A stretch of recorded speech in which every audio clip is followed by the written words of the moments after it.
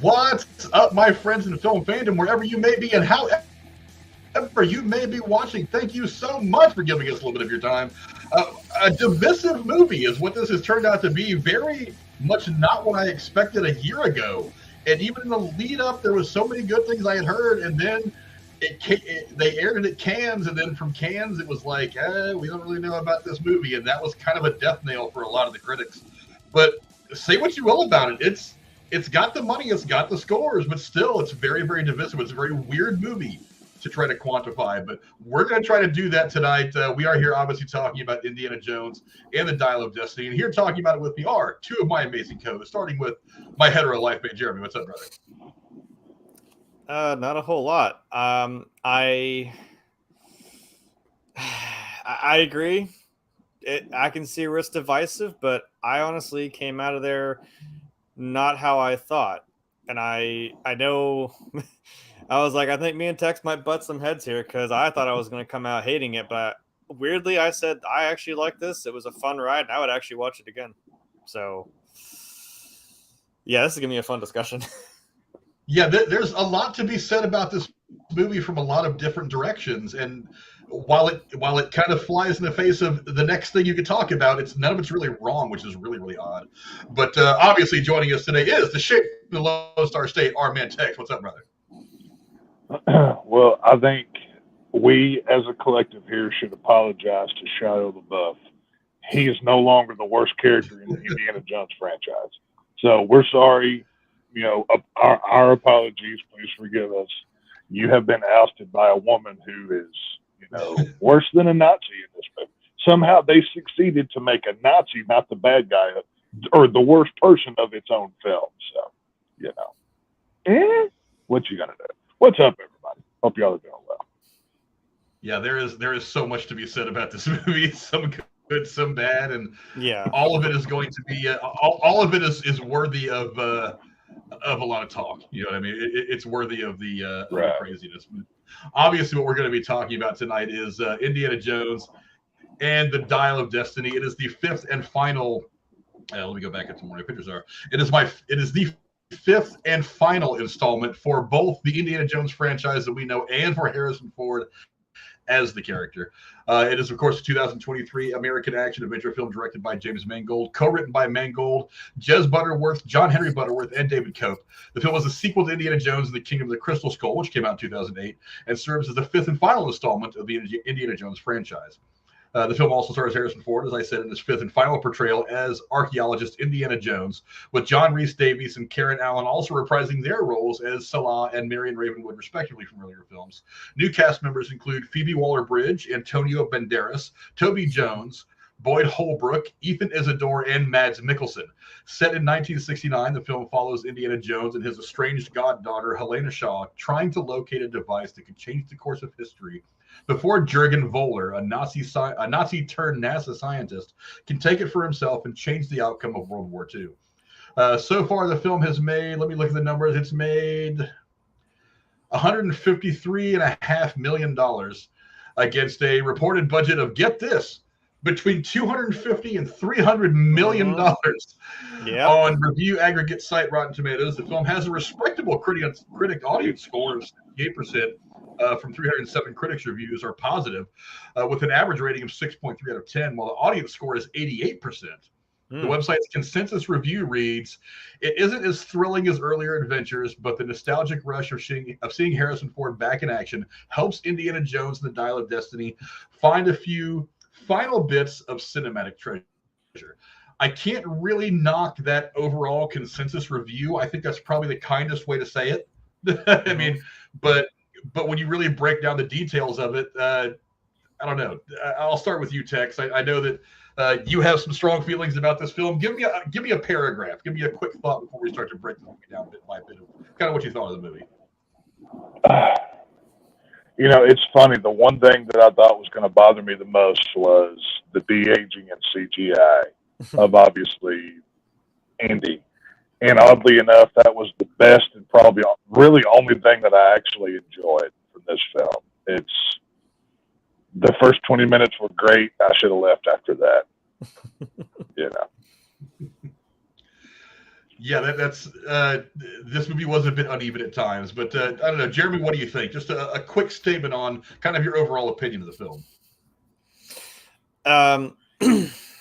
I didn't really hate the de-aging either. It looked a little weird at some points, so because it was just I was thinking about it, but like I kind of ignored it, and like Tech said, I think the beginning was very cool. It's very much like, you know, it could have fit in with the first three movies at any point. It was a lot of fun. And then after that is what I was worried is that everyone said, like Tech said, I would have just walked out after that. There was only a few things that did annoy me, which we'll get into, but not as much as I thought as well. And I thought the way they did this, and if we're going to spoil stuff, yes, it's time travel, but I mean, that's not, as someone said, any weirder than ghosts coming out of an ark to melt a Nazi's face off. I'm like, yeah, it's not aliens. We still hate that. That didn't happen. But, you know, religious artifacts, but time travel. But I think the way they did it is what I thought was going to annoy me. It actually didn't. But I actually thought it was a fun ride in the end. Yeah, I'm with Jeremy in the fact that there was a lot to be desired from this film. I wanted certain things. They deliver on some things. They didn't deliver on others. On the topic of the de-aging, it's like I actually thought the de-aging was pretty well. I mean, if you compare the de-aging that they did for him in this movie compared to something that we got from like the end of Rogue One with Princess Leia at the very end of the movie, obviously the technology has come a long way. But I mean, how good do you expect it to look? I mean, this is as good as it's ever looked. It's not like you did the whole movie with him being CGI younger Indy from back in 1937 or 39 or whatever. For the scene that we got from the beginning of the movie, I thought it worked very, very well. But again, the nostalgic notes were good when they worked right. When they didn't work right, or when they kind of stepped on them a bit, it kind of ruined it. But for the most part, it's a decent enough ending for Indiana Jones. If this is the last in my lifetime that we will see him, that's kind of all I really hope for. It's like you give me a decent send off for Indy. Really, the most important few minutes of the film for me were the last few minutes as we're he's done his last ride. He's been on his last adventure. I want that to be a goodbye to Indiana Jones. I want it to be emotional. I wanted it to be something that I could enjoy. If that was my last memories of Harrison Ford and this character on the big screen, the last few minutes wasn't bad. That kind of helped me. It kind of helped me wash down some of the other bad things that happened in the movie. But we'll get to that here step by step. Let's break down the cast first. I mean, I don't really have anything bad to say about the cast. I mean, obviously you've got Harrison Ford. I mean, he is Indiana Jones. He is Indiana Jones. He is Han Solo. If he's on screen in one of those roles, he's going to be great in it. So I don't think there's much that needs to be said about him. We'll go back. We'll talk about real quick. They brought in Sallah and they brought in Marion towards the end of the film. I really wish it would have been more Marion, but I mean, Sallah and Marion, if you see them in an Indiana Jones film, it's going to work. It's going to be great. The newest additions are the ones who are probably the most important.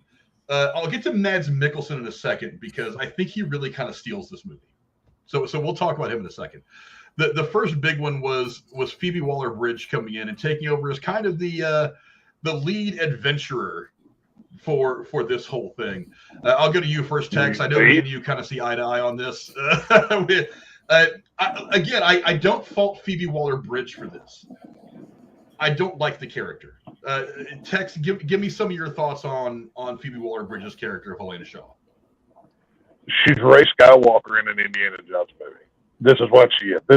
She's another brunette European broad that Kathleen Kennedy envisioned herself as to plug her into this franchise. I don't think it's any accident that both Lucasfilm franchises, the star of them is now a brunette British woman. If that's a coincidence, that's an odd one to me. But I hated this woman. Her godfather, she spends most of the movie trying to get him killed and wants to rob him. And in the last 5 minutes, we're supposed to care. I don't understand. There are Nazis in this movie, and somehow she is the worst person out of all of them. I mean, she completely, and I know we're going to get to the ending, but she completely goes against what Indy wants to finish out his life doing, the thing that he's dreamed about for years, and she takes that away from him so he can go back to being sad Indy. You know, I mean, where is the likable parts of this character? I don't see it. We spend the whole movie, her emotions, they go from left to right. It's like they were planning this out scene by scene, not really knowing what they were doing with her. She's the most unlikable person here. She's horrible. I'll go to you next, Jeremy. I mean, Jeremy, me and you have not communicated much about this movie, so I'm getting your opinion on this pretty fresh. What did you think of the Helena Shaw character? Because my opinion, and I'll break it down more, kind of mirrors text for the most part. But what did you think of her character? And I don't disagree at all, and that was going to be my problem, because I did not put two and two together that she was the one who voiced the robot in Solo, a Star Wars story. She was the one that was eventually became the ship's navigational system. So, but I'm like, every single line out of this robot's mouth was something that was progressive, some sort of robot. It was a virtue signal. That's all every single, and it's like I had to roll my eyes every time she fucking opened her little voice box, and I was like, "Oh my god, shut up! It's not funny. It's not fucking funny." Right.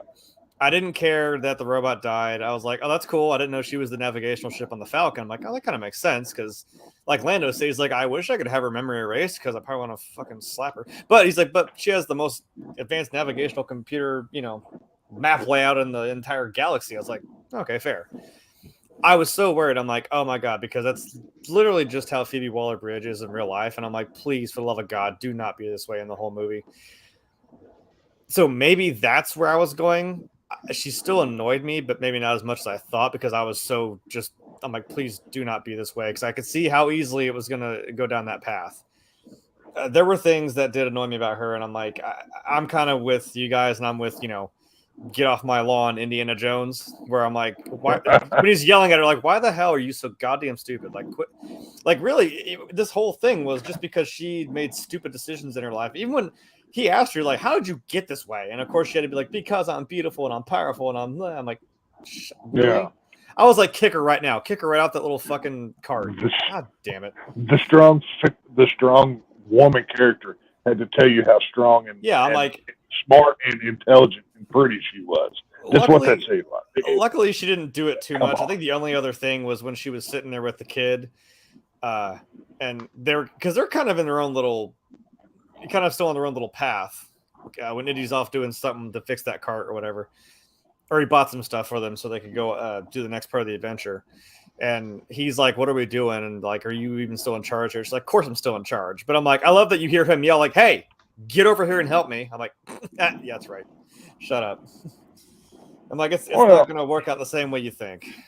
I'm like, this was just because she made stupid decisions in her life. She got involved with that gangster or whatever, and she can't pay off her debts. And she's just basically like, "Hey, I'm going to go dick my godfather over, because my father's dead, so who cares?" I'm like, really? That's your angle? Okay. You're not really like... That's what I was wondering. What was the point of this movie? Like, what were we doing? Like, what are we after? What's the relic? What's the point of it? So once I kind of got that, I kind of get Voller's, his motivation as a former Nazi, that he wants to change the course of World War II. I'm like, okay, I can get with that. That makes sense. But I'm like, but here's the thing. Now we have her who can't control what the fuck she does in her life.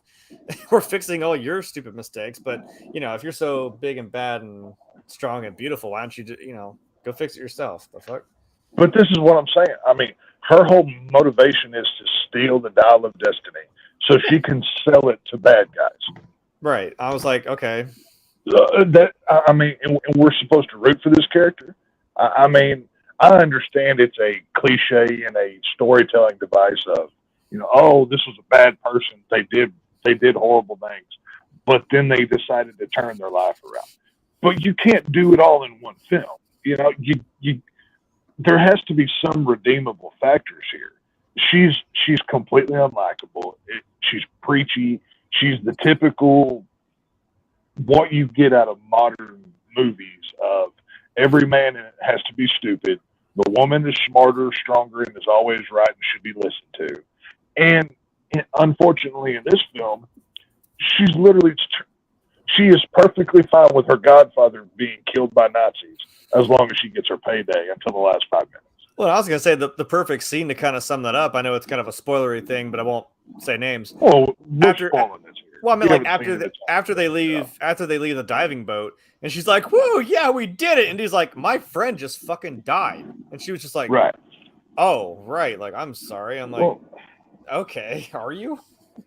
I get it. You just escaped a fucking Nazi, and you didn't get killed, thankfully. But did you understand what just happened in there? And I know that was, I thought, maybe trying to be that turning point when she tries to like flash the dynamite stick to Indy, like, "Hey, I'm trying." Right. But I was still like, are you on his side, or is it just like I kind of have to have them all on the same side right now to escape this situation? I don't think she was. I don't ever think she's on Indy's side. I think she's using Indy to get to the knowledge that he has throughout his entire career. And if she can help him out, fine, whatever. By the end of the film, it'll end the way that it ends. It just, like I said, she was hoping that he's like that missing link because her father's dead. Right. She knew he had something else to do with it as well. So that's her stepping stone of like, oh, he might have part of it, or might have something, a clue that my father didn't have. That'll help me get there. And I'm like, I don't know. That just seems like a really weird place to go, especially if they knew, or if she knew that it was something that could be that important. Like Voller was saying, he's like, you don't understand what this thing can do. And I'm like, I don't know if she fully understood what she was doing. She was gonna be like, here, I'm gonna sell this off to pay off my debts to some gangster I, got myself involved with. I'm like, you're dumb. Just really? Yeah, stupid character. Yeah, I'm with you guys. I didn't really like it. What brings this movie down so much is that she is not likable at all until, they tried the last few minutes of the movie when, they were, the movie is pretty much over and Indy wants to stay where he's at because, it's his whole life has been studying that time. He ends up in that time. It would have been a fitting ending for me. But when she's standing there like, no, you've got to come back. I'm like, oh, now you give a shit? I was like, in the very beginning of the movie, you left him to the Nazi death squad, to all those assassins.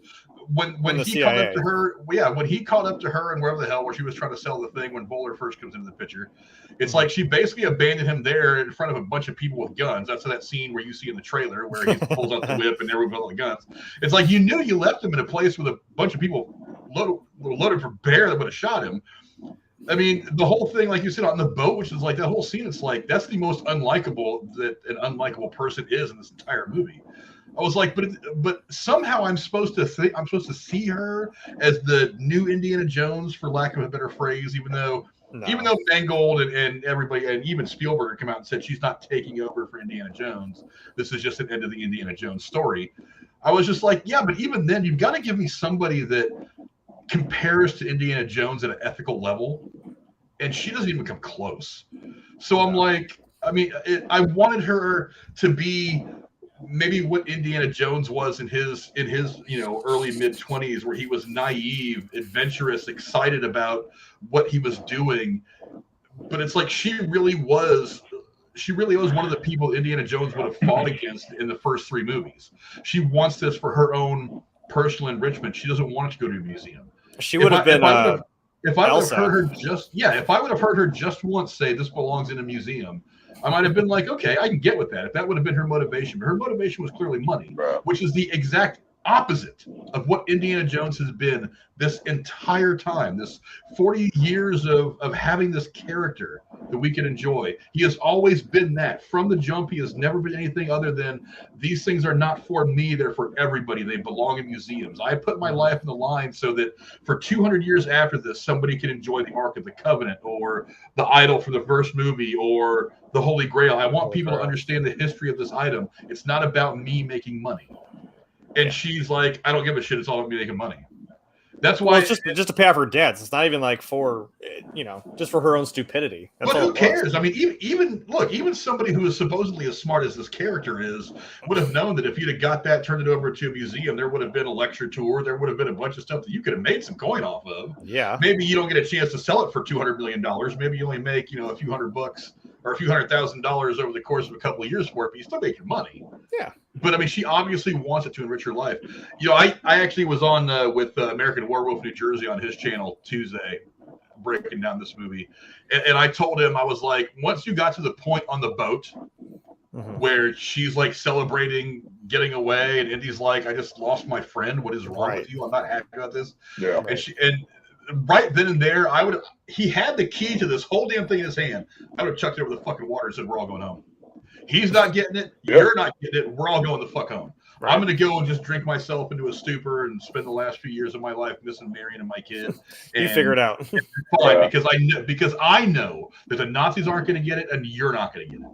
I am just fine with that. Does it belong in a museum? Yeah, but as long as it's in a museum, some asshole like you and Voller is going to come trying to get it for your own ends, and I don't want it to end up with either one of you guys. I would have chucked that damn thing in the ocean and said, do you want it? Put on a fucking mask, go down there and get it. Go back and get it. If it's that important to you, if you think you got it, go down there and get it. I'd have ended the movie right there. Yeah. I can't disagree with anything you just said. She's a terrible character. And all of this, it's like if she would have just had her quirks, I wouldn't have cared. Or maybe if she wouldn't have understood what she was doing, it might have been easier to swallow. But it's like, and then after all that, it's like you want me to get emotional about her not wanting to leave Indy behind at the end of the movie? Get the fuck out of here! Like I am not care about him. Fucking character at all. No. Yeah. Yeah. I don't get it, and I don't know why Disney. And this is a Disney thing they've done with this, not Lucasfilm. They did it with Kylo Ren. You killed Han Solo. There is no redeeming that character. I mean, if he wants to try at the end, if he sacrifices himself at the end, the way that kind of Darth Vader did, that would have been okay. But like the way they handled that, the kiss with Rey, trying to make him out to be a good guy, I'm like, no, this guy killed Han Solo. Fuck him. If you don't redeem him in the last 5 minutes, then kill him off and be like, yep, no, she's Rey Skywalker now. I'm like, what the fuck? And it's the same thing here. She was trying to kill the other Harrison Ford character. She was trying like hell 2 or 3 times over the course of this movie to kill Indiana Jones. And at the end of the movie, because she's like, oh no, you have to come back with us. You're injured. We have medicine. For what? I'm supposed to feel something for this bitch? Fuck that. Fuck every square inch. And this is a character that Harrison Ford does enjoy, that he likes being. Like that's the thing. He wouldn't keep coming back if he didn't like doing it. Like he wanted Han Solo to die in the original 77 film. He didn't want anything more to do with it.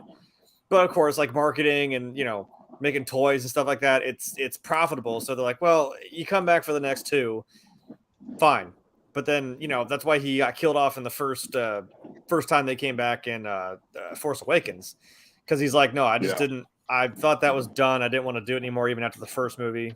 He's like, I thought Han had kind of completed his arc. That was it. I'm like, that's fair.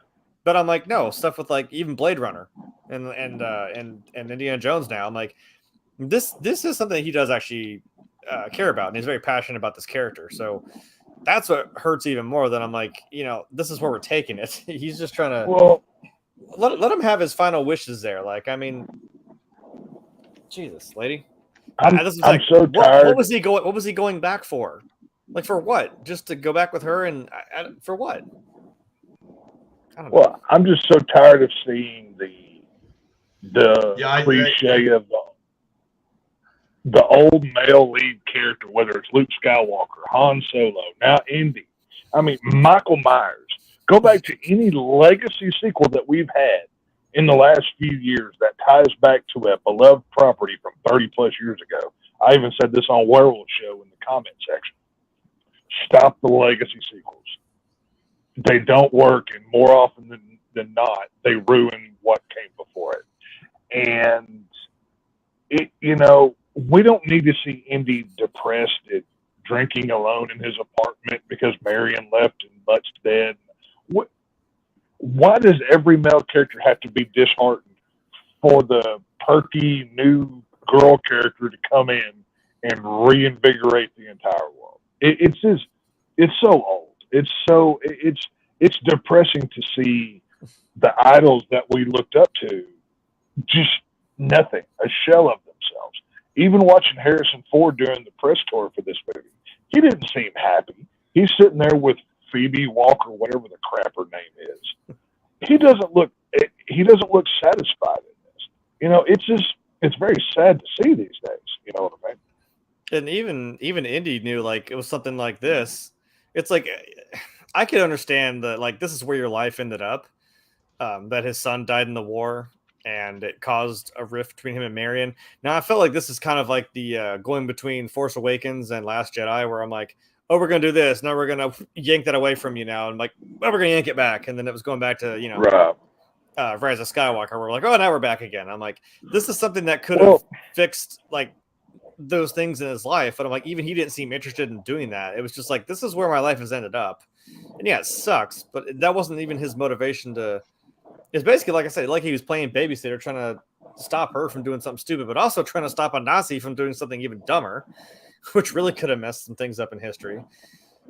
But yeah, it wasn't like his motivation was even to like, oh, I could maybe go back and stop my son from enlisting, and that would have, probably he probably would still be with Marion and all this other jazz. But yeah, before we get too into that though, now that we've done all the bitching we can do about the Helena Shaw character, I can bitch some more if you want me to. You just asked.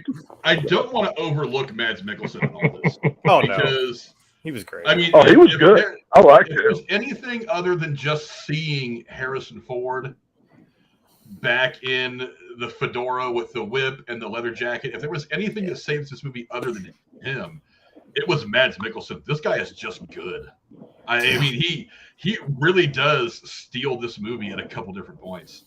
I mean, one of my favorite scenes of this entire film is in the hotel in the very beginning when you first get kind of introduced to him. That's what I was about to say. And he's having that conversation with the World War II veteran.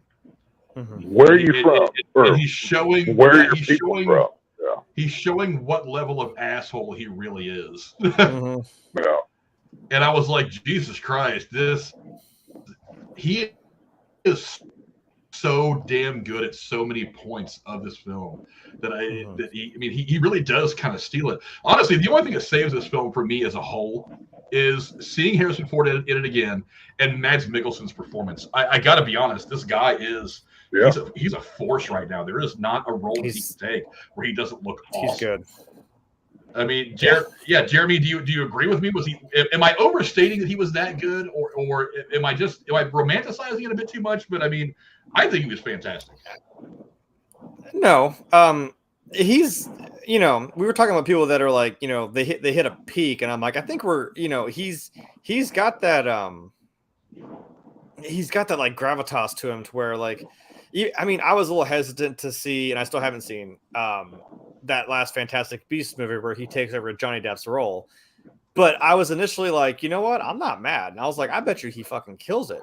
Like he's good at what he does, being like that. I mean, even if I'm just going off of Johnny Depp's portrayal, the same with this. It's like he's intimidating in a way that's not like it's not like it's a physical force. It's just like, man, he's just so deadpan. He's just very cold, you know what I mean? I'm like, he does it so well, but it's like even like that scene there, like when he still kind of has like that, not innocence, but like he's like realizing, oh shit, I have this, even though that turned out to be a fake. But it's like, oh, we have this religious artifact, and he's kind of like contemplating, like, oh shit, what could this do? Like, and you let that boil for about a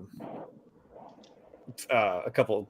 What was this like? From the end of World War II, probably. I think it was like 44 was when that scene took place.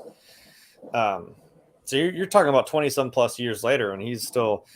I think, like Frank was saying, that scene when he was talking to the vet, and he was like, "Are you enjoying your victory?" I'm like, "Oh Jesus, man! oh shit!" And even they're telling him, like, like, look, you put people into space, like, there's your victory, but it's like it's not going to be enough for someone like him, and every time he was on screen, I was kind of just like waiting. I was like, oh my God, like, because he makes me believe he would do whatever he could to try and grab this relic and rewrite history. Because even I don't remember who said it to him. He's like, what kind of Nazi would kill his own Führer? And he's like, one that believes in victory or something like that. I was like, oh my God, what? Jesus, like. I just kind of wish we had more of the two of them duking it out instead of him playing babysitter to his goddaughter and that kid who's definitely totally not short round. Yeah, don't even get me started. Where was Short Round? Can I bring that up when he's like, it was almost mirrored that scene, like when he's talking to Willie, where she's like, "Oh, so where'd you find your little friend?" Because he even says like, "Where'd you find him?" She's like, "Oh, I caught him trying to pick my pockets, but I caught him, didn't I?" I was like, didn't he say that about Short Round? Really? You're gonna shoehorn into this kid is fucking Short Round all of a sudden? Like, okay. I think I liked the kid more than I liked her. I was kind of like, I understand. He's just kind of along for the ride with her, but he even has that like moral back and forth where he's like, "Are we even doing the right fucking thing here?" Like, and I kind of saw it coming. I'm like, why is he acting like he's flying a plane? And then when we got to that moment, I'm like, oh, I get it. He's suddenly gonna know how to fly a plane, and somehow you had to be damn drunk if that pilot didn't wake up. He was in the plane, but whatever. Right. I don't know his life issues. All right. I don't know.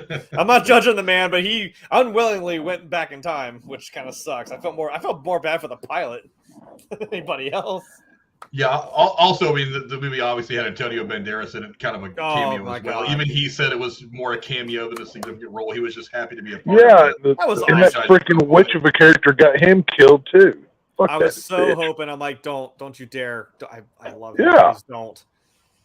Yeah. That's what I'm saying. Like that. I'm like, that is on her. I'm like, you caused this shit. Right. Fuck, man. You know what? Fuck it. Eddie should have just thrown her ass overboard and said, you know what? Fuck you. Swim. The nearest boat's over there with the Nazi. Go ahead. They should have kicked her ass back into time whenever they're on the plane, and Indy should have came back and left her back in the Stone Age. They wouldn't have done it, but Indy should have knocked her ass the fuck out and got on the plane. Screw her. Indy should have got that little machine going, little dial of destiny, went back to the 1600s, kicked her out, yelled, "She's a witch," and then just flew off and then let them take care of it. That's what should have happened. They would have burned her at the stake. It would, it's that easy, That would have been funny. But no, when it comes to Mikkelsen, the dude's a solid actor. Oh yeah. I don't know if y'all watched the Hannibal TV show that was on NBC for a few seasons, but holy crap, I don't know if he's better than Anthony Hopkins at that role, but he's right there at his level for me. But this dude's solid. When you're watching him as a Nazi in this movie, you believe, like, it's one of those situations of like, okay, everything else in this movie is fake, but that guy's for real. Like, he believes what he's saying. That's how well he plays a role. Yeah, he's had that shit festering in him for the last 20 years, and it's like, right, like, he has absorbed this on such a deep level psychologically. He believes what he's saying in this scene. And like Frank was talking about, when he sees that waiter come up to him, he goes, "Where are your people from?" And you can feel that deep-seated hate that is coming out of him in that scene. Mm-hmm. Because I only saw the film once, but doesn't he notices the guy from War, right? Wasn't that how that went down? I can't remember exactly. I wasn't sure if I thought he had like a patch on his shoulder or something. I thought something gave it away. And I was like, how did he even know this waiter was? I thought I saw a patch on his jacket or something, or he might have had something. I only got to see it once. Some of the details, have left me, but just the way he interacts with that guy. He has a bit. It was like it was a film of Days Gone Past, a villain of that era. It was on another level for me. He was the best thing about this movie. I think the only thing that I had a lot of. Oh, there's the sighting. We got it. I was hoping you would run by with like a fake little idol, like just running from a. She runs her screaming, "It belongs in a museum." You should have got a ball and run behind her. Put like a beach ball or some shit, just rolling behind her. Yeah. Or just rolling on the back of the couch. I don't fucking know. Right. That's funny. Okay. Oh, there we go. Anyway, I think the only thing that was really the most unbelievable about his character is I'm like, you did not, at full speed on a train, not lose your fucking head when you should have died. And 20 years later, Yeah. you look like articulate as shit. You don't look. No, you did not take that bitch to the face and like backflip off a train and not like die. Right. Whatever. But I'm like, okay, I don't care. He needs to be in the movie. I get it. But I'm like, you would have been a little more fucked up looking than that 20 some years later. Some beam just smacked you. Him falling off the train would have been one thing. Like maybe you could do a little cut back real quick or a little flashback to him falling off the train and landing in like some hay or something. Yeah. Give him a softer fall to show that it was plausible that he survived. No, when he hits that thing, I'm like, he hit that thing. He hit a metal object going 60 miles an hour. His body was going 60 miles an hour and hit a stationary object made of material, metal. Yeah. I'm like, maybe he survives, but if he survives, he's gonna be pretty mangled. He's gonna have some permanent damage of some kind, and he just doesn't. That still would have looked cool if he was like some real scarred up, like, old Nazi. That would have still been cool, but whatever. Right. I'm not mad. I'm just a little bit like, okay. But there's time travel in this movie. I don't fucking care. I don't care. Yeah. He's fighting Nazis in 1969. Whatever. Yeah. Have fun with it. Also, did I notice when Indy went in that train car that had all those relics in it, he was looking around and shit? Correct me if I'm wrong. Did I see a holy hand grenade from Monty Python sitting in one of those crates? I don't know. I didn't get it. I was scoping around trying to find some Easter eggs. I usually don't the first time I watch. Usually I say that for the second time when I can like not pay attention to the movie and pay attention to the background stuff. I was trying to catch some things. I didn't catch anything that really jumped out at me. I thought I saw it was kind of just sitting right there in one of those crates next to his head. I was like, it was round. It was like the gold round grenade and it had the cross on it. It had the little jewels. I'm like, is that a holy hand grenade joke? Because that's pretty goddamn funny if it is. If someone else saw it, let me know in the comments. I'm fairly certain I saw it. I don't know. Like I said, I will definitely watch this again, but I'm gonna try and look for it the next time. I'm sure there's Easter eggs and all kinds of drops, within the backgrounds or something. But I mean, the one time that I saw it, it was. I mean, obviously, I always pay attention when I watch a film, but it was almost. I hated it so much as it was going on. It kind of took me out of it to a point. I got to be honest. It was just. This was not an easy watch. I kind of had to make myself sit there and watch this. And I can watch some pretty bad movies and not have an issue. But I had to work to not want to get up and leave this movie. I got to be honest. Like I said, after that first 20 minutes, I was good. You could have left it at that. We could have called. You could have made a short film or an episode on Disney Plus, and you'd have been better off. Yeah. But I just, this movie was hard to watch. So I'm sure there's Easter eggs that I probably missed out on. Yeah, I mean, this is going to be on Disney Plus here in the next 6 weeks anyway, 6 or 8 weeks. Oh. But I may go back and try to give it another viewing in the theater to try to catch some of the background stuff. But and again, real quick before we get off the cast, I don't want to ignore the kid. He wasn't bad. I mean, but the problem is like the kid has to be. The kid played by Ethann Isidore plays the kid. He's got to be. Obviously, the comparison is to Short Round. Nobody can compare to Short Round. Right. So I mean, they didn't really put him up front. He was kind of the sucker. I kind of rolled my eyes a bit when he gets in trouble. The movie he runs into Voller as they're getting off the boat and all that. But I kind of rolled my eyes. I was like, really, this is what we're doing? We're going to make him the Mary Sue for a moment? Like, just that character that gets in trouble all the fucking time and have to go save. But I was like, whatever. I didn't hate the kid, but again, he had big shoes to fill for a Short Round, and it was going to be what was it to do. He in this movie though? Where was Short Round? And he's pretty big right now. I'm surprised he wasn't. Well, when this movie was filming was before his career hit the resurgence. But to that, I would say it's not like he hasn't been around the industry for a long time. He's been doing producing and stuff for a long time. He didn't retire from acting.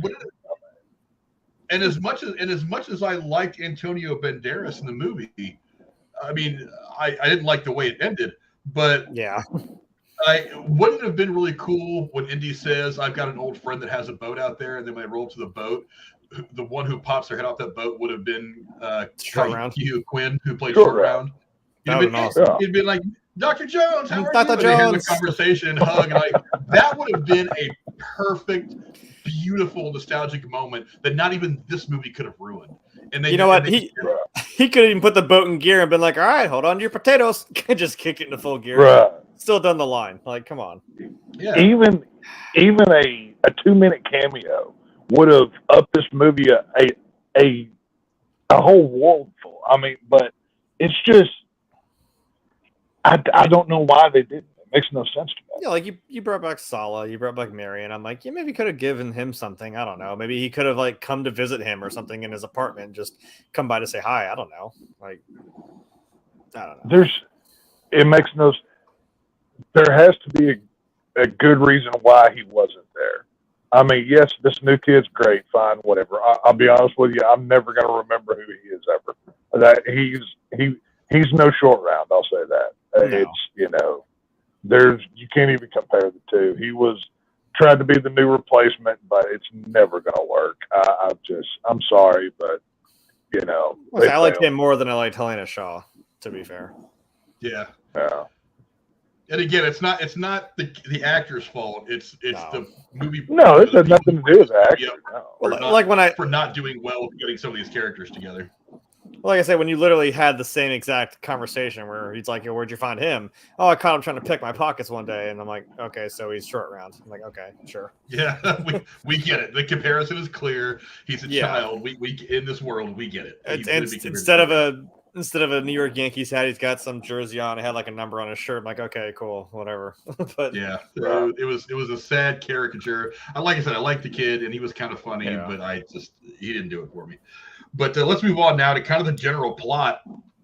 I mean, obviously, going after the Dial of Destiny, there's another object. The Nazis wanted to try to win the war that was already lost, 20 years earlier, apparently.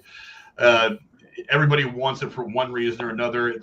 I find it kind of funny that as long as she's been looking for it, the Indy had it kind of in a box tucked away in the closet the whole time. Yeah. I was just like, how dumb are you, bitch, that you didn't know where he had it at all? But again, Indiana Jones is at his best when he's fighting the Nazis. I mean, Temple of Doom was a good movie, but let's face it, the first movie and the third movie are by far the dominant best movies in this entire franchise. Yes. Fighting the Nazis again, Voller. Time travel was I was kind of like, do I really want to try to wrap my head around time travel? Because Endgame didn't do it. They didn't even try to explain it. They just said, "Here it is, enjoy," which is the only reason why it works in that movie. But usually when movies try to do this, they try to make it a significant part. It doesn't really work out well. It's just convoluted and crazy. But the time travel aspect itself isn't really an important part of the movie. It's just why everybody wants to get it is what really is the focus of the story. I don't know, Tex, did the plot overall work for you? The way the characters were all intertwined around this thing? Well, I mean, the plot in and of itself was kind of a simple plot, I thought, for an Indiana Jones film, not counting the time travel here. I mean, of course, we all, I'm sure y'all and everybody else heard the rumors that the plot of this film was going to be the Dial of Destiny goes back in time and the goddaughter basically erases Indiana Jones from time, and she takes all, his backstory and all his accomplishments. I mean, because it seemed believable. Look who's making the movie. But, I mean, it was fine. I mean, they get the Spear of Destiny, Christ, blood, the whole thing turns out that's nonsense. That's a fake whatever.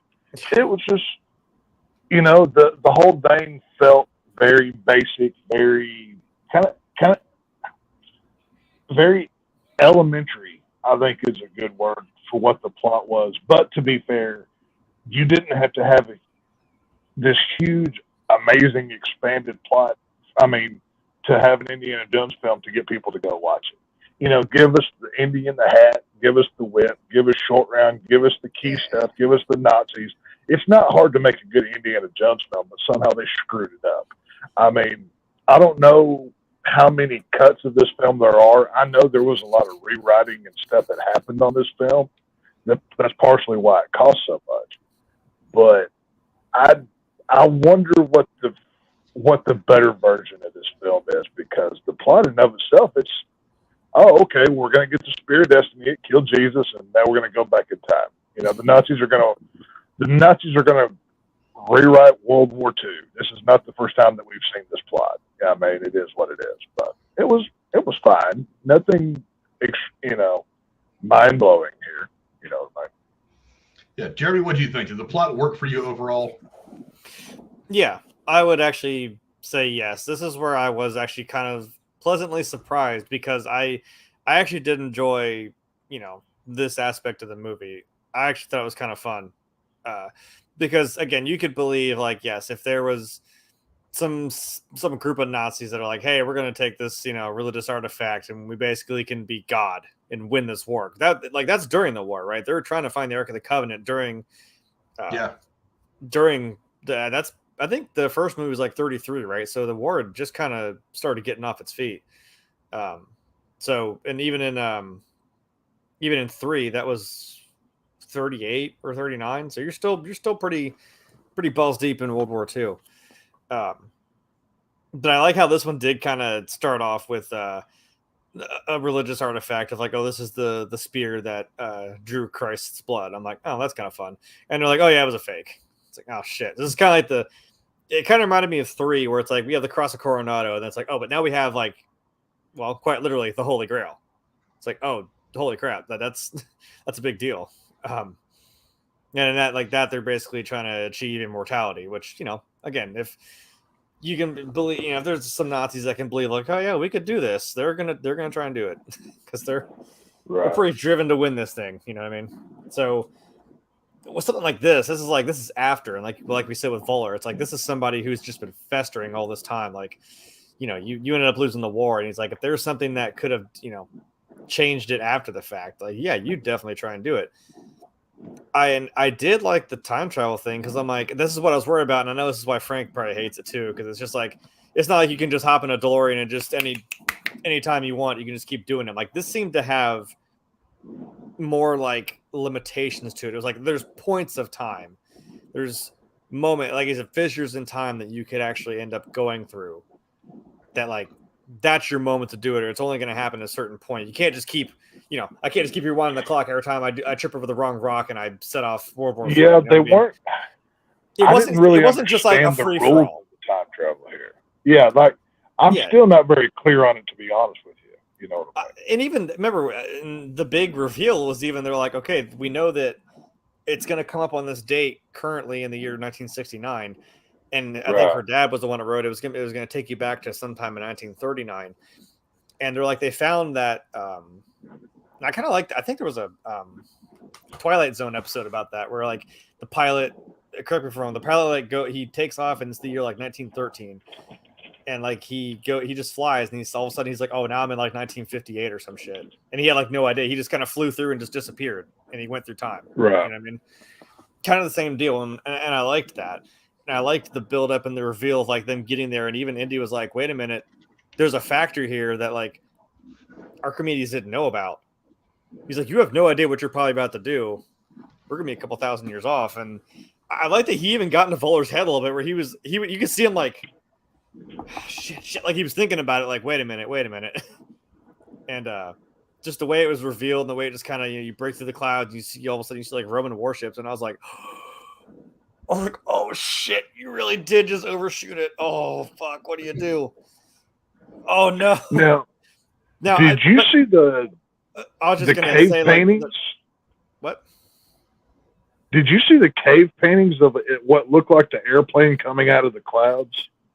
Yeah, no, that's what I was gonna say. Now my last point was, I'm like, I like the fun jab that it's like, even now we wonder like, okay, how the hell did like someone like Archimedes have something that was never even thought of until like thousands of years after his time? Like, I like this funny little jab that's like, that's because something showed up in some plane they thought was a dragon, and they're like, it has propellers. Interesting. There's a parachute. Well, what is that? On Archimedes' crypt, remember he said, "What does that look like to you?" He goes, it's a phoenix, but it's got propellers. Yeah, it's got propellers. Yeah. And I was kind of like, how does that work?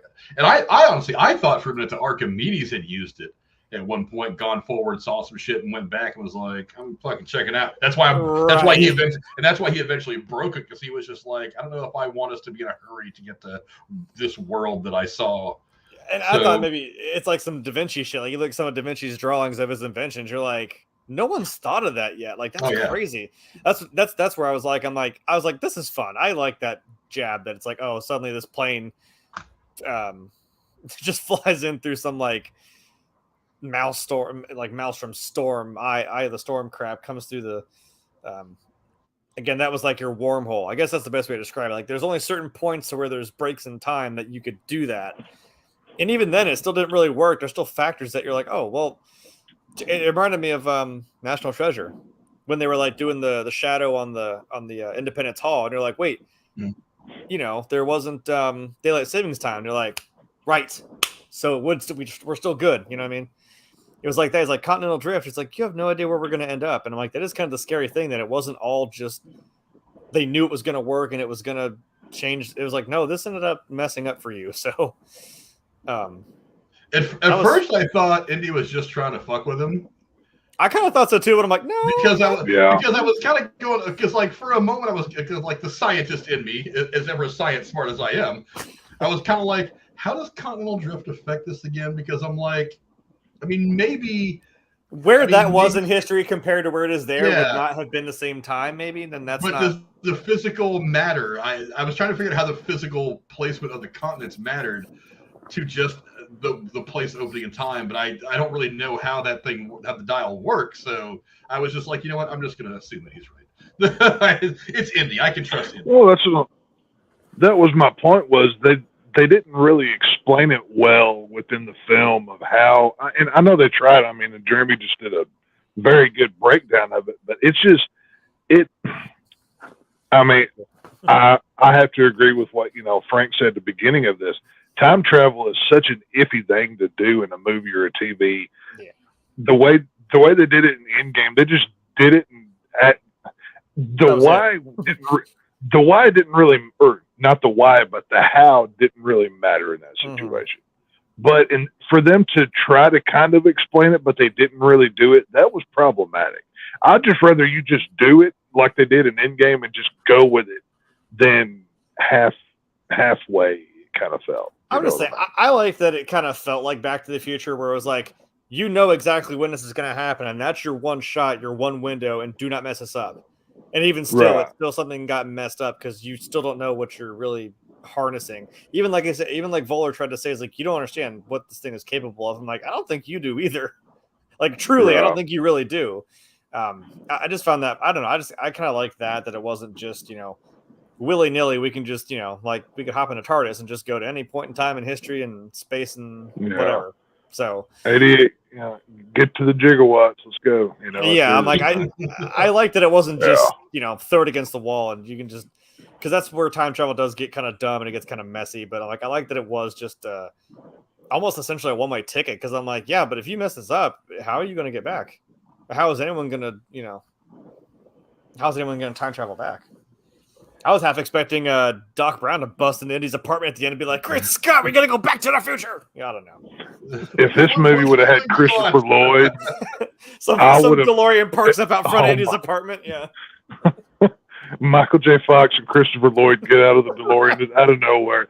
That would have saved this movie for me, but no, we couldn't have nice things. They should have come in like at the end of like Daisy does at the end of the Super Mario Brothers movie. She busts in. She's just like, "You're not going to believe what just happened." It's the right. Yeah. And he grabs his hat. He's like, "Oh, I do get it."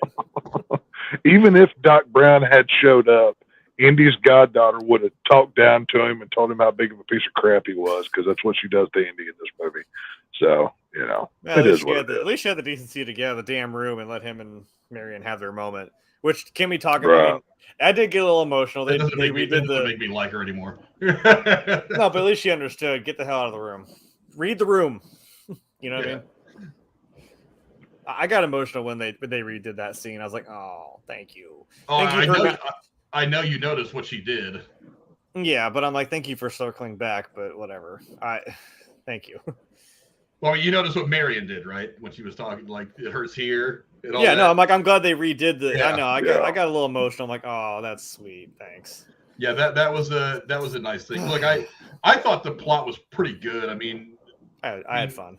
I just read the text a little that it needed to be a better plot. Plots by themselves are usually pretty simple. Yeah.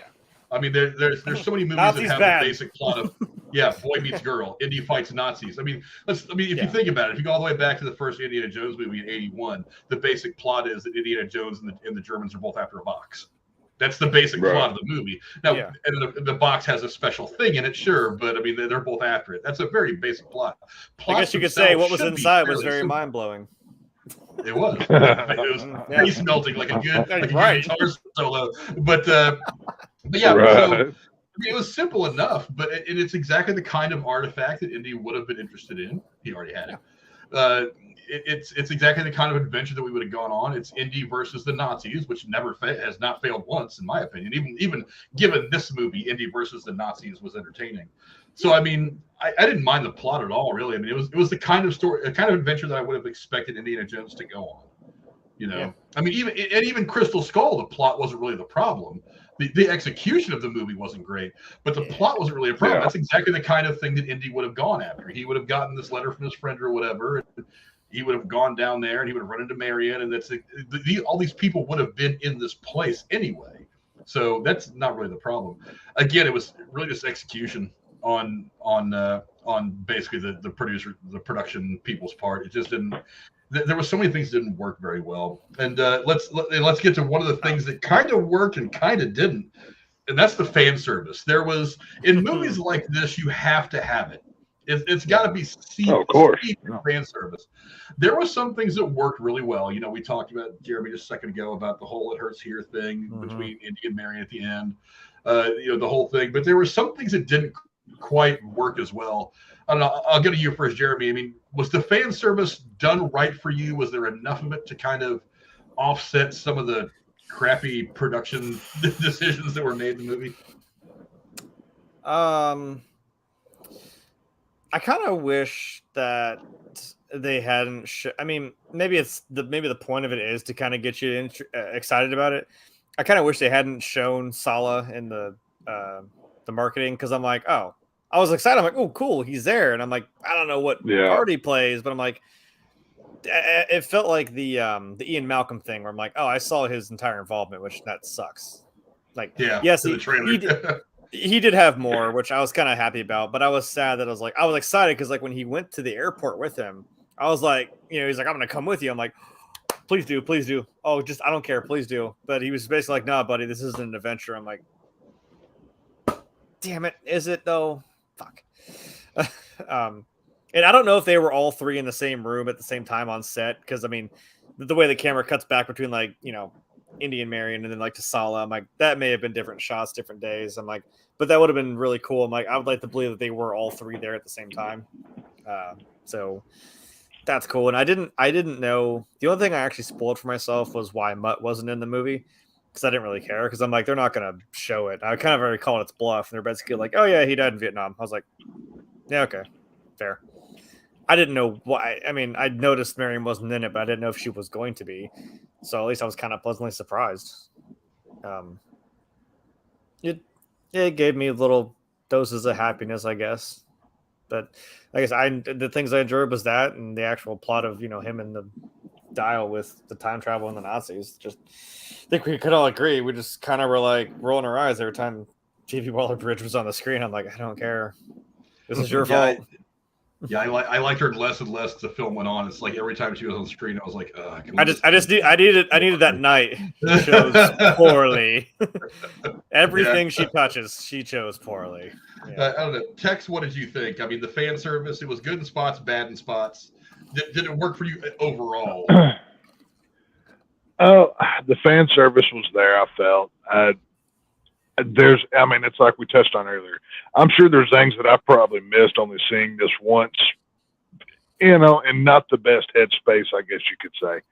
But I think the film overall, as bad as I think it is, kind of overwrites what fan service was done. You know, I mean, this is not a good film. I'm never going to watch it again. It was, you know, I felt the movie was too long to begin with, but the fan service in and of itself couldn't even save this. You know, it was fine. It was whatever. I didn't like the way this movie was presented. I didn't like the plot. Most of the characters were horrible. And the fan service in and of itself couldn't save the thing for me. It was, you know, it's like, it was kind of funny. You and a werewolf were talking about this or The Flash. Which one would you rather watch? And I was kind of thinking about that. And I'm still not sure which one I would choose, but I don't know. I mean, this is right. It's a hard question. You see what I'm saying? But I don't know. The fan service was fine. I mean, there's nothing to really gripe about fan service wise, but it like doesn't even matter in a film that's of this quality. You know what I mean? Yeah, to me, like I said, this movie needed to have a lot of fan service. I mean, one of the things that Endgame did very well was it was loaded with fan service, and it all worked very, very well. Was it a bit ridiculous? Yeah, but that was kind of the point of it all in that movie.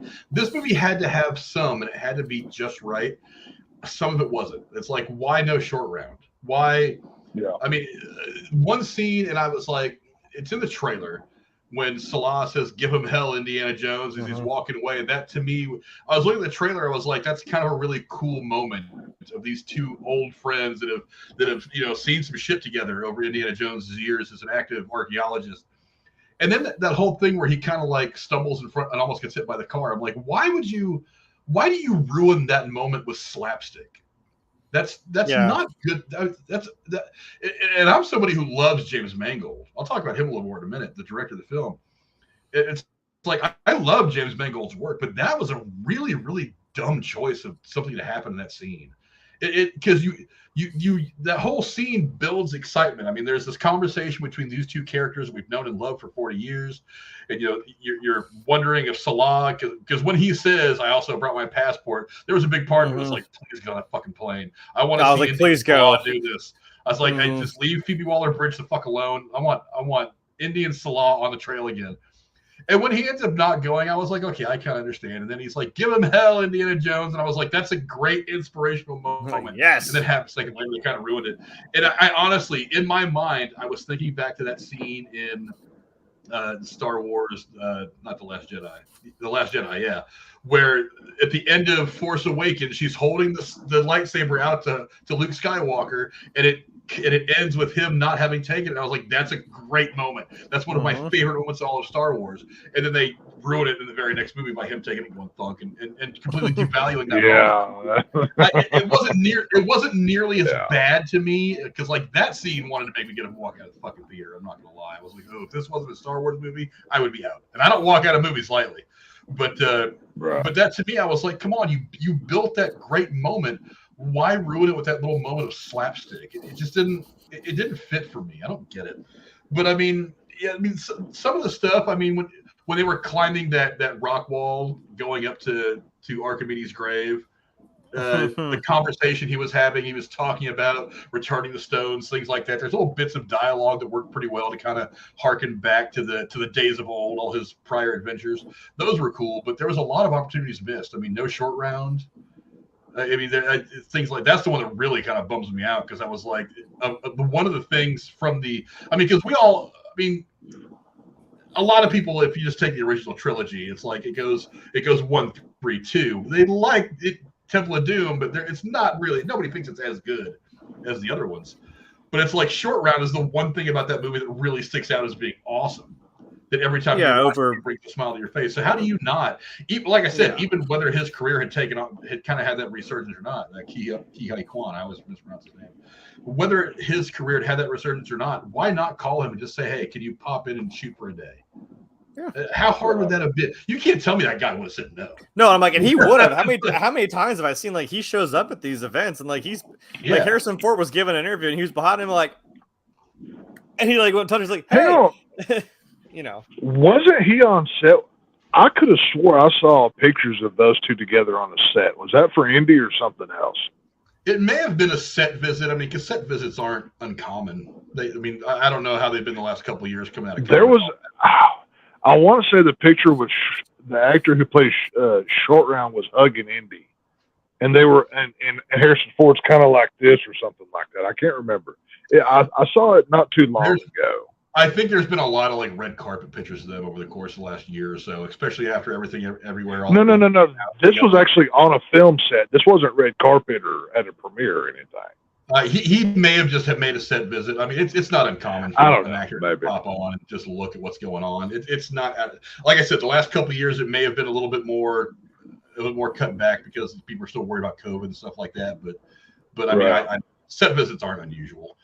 But they missed a lot of opportunities that would have been great, and maybe it would have been a little bit, maybe they decided not to do some things because the movie was 2.5 hours long, but I mean, I don't know, there were some other things that you could have done that were better. Wow. I mean, there was, like I said, there were some things that were really good.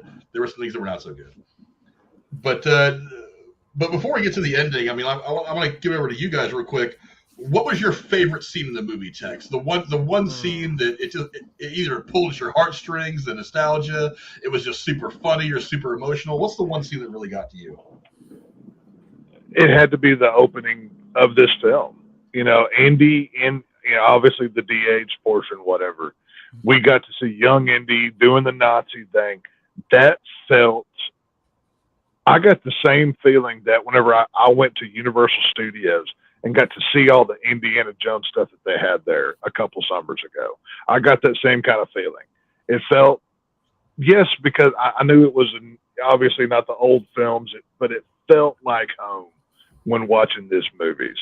And once that opening scenes were over, it was over for me. I was like, okay, well, we're back to just old man Indy, sad, probably drinking whiskey in his coffee this morning kind of thing. And it's just right, yeah. It was, I get it. Right. But the way this film opens, I was like, this is fun.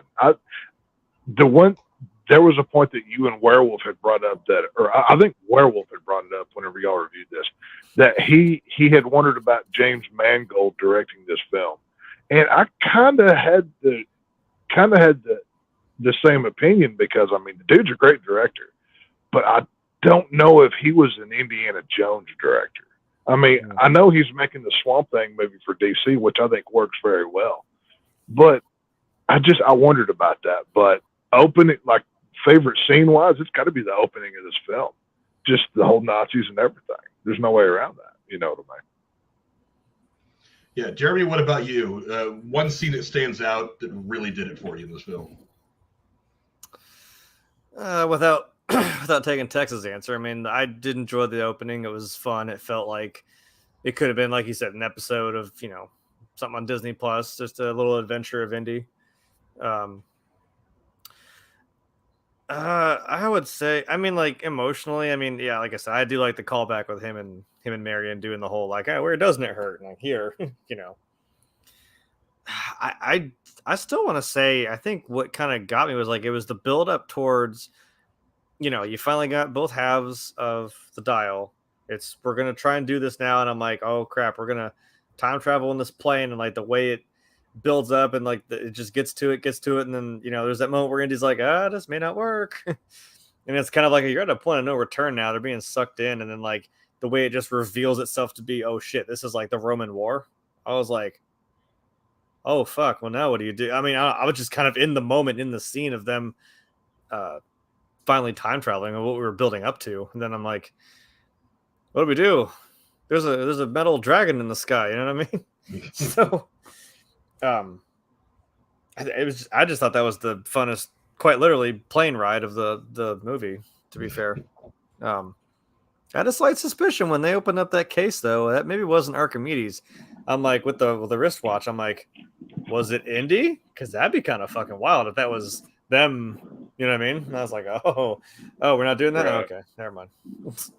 You took the watch off the Nazi. I was like, okay, whatever. That works. For a minute, I was kind of like, And that's one of the reasons why I thought that maybe Archimedes had gone forward in time and like, hey, it was like, hey, we're not ready for this as humans yet. We need to go back to our time and because when they got there, write it out. They were like, oh, he used it, and I'm like, oh, geez, he may have. Oh shit, yeah. So, but for me, look, great actors deliver dialogue at the most important parts of the movie in a perfect way. The emotional weight that scene carries when she asks him, what would you do with the dial? And he starts talking about going back to tell his son not to enlist because it was going to break his mother. He was going to die. It was going to break his mother. That was hard. As a father, as a fan, as somebody who doesn't want to see this character hurt because he is such a part of my being, I was like, damn, that is some great dialogue delivery.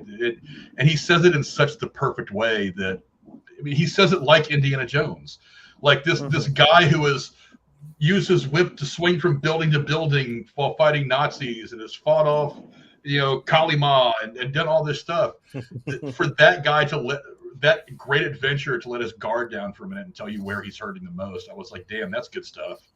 I can't think of too many places where I've loved Indiana Jones over the course of 5 films where I've loved Indiana Jones as a character more than that moment, where I've loved Harrison Ford's portrayal of Indiana Jones more than that moment. I mean, that to me was just, as a guy who's getting on in years, I was just like, damn, that hits different.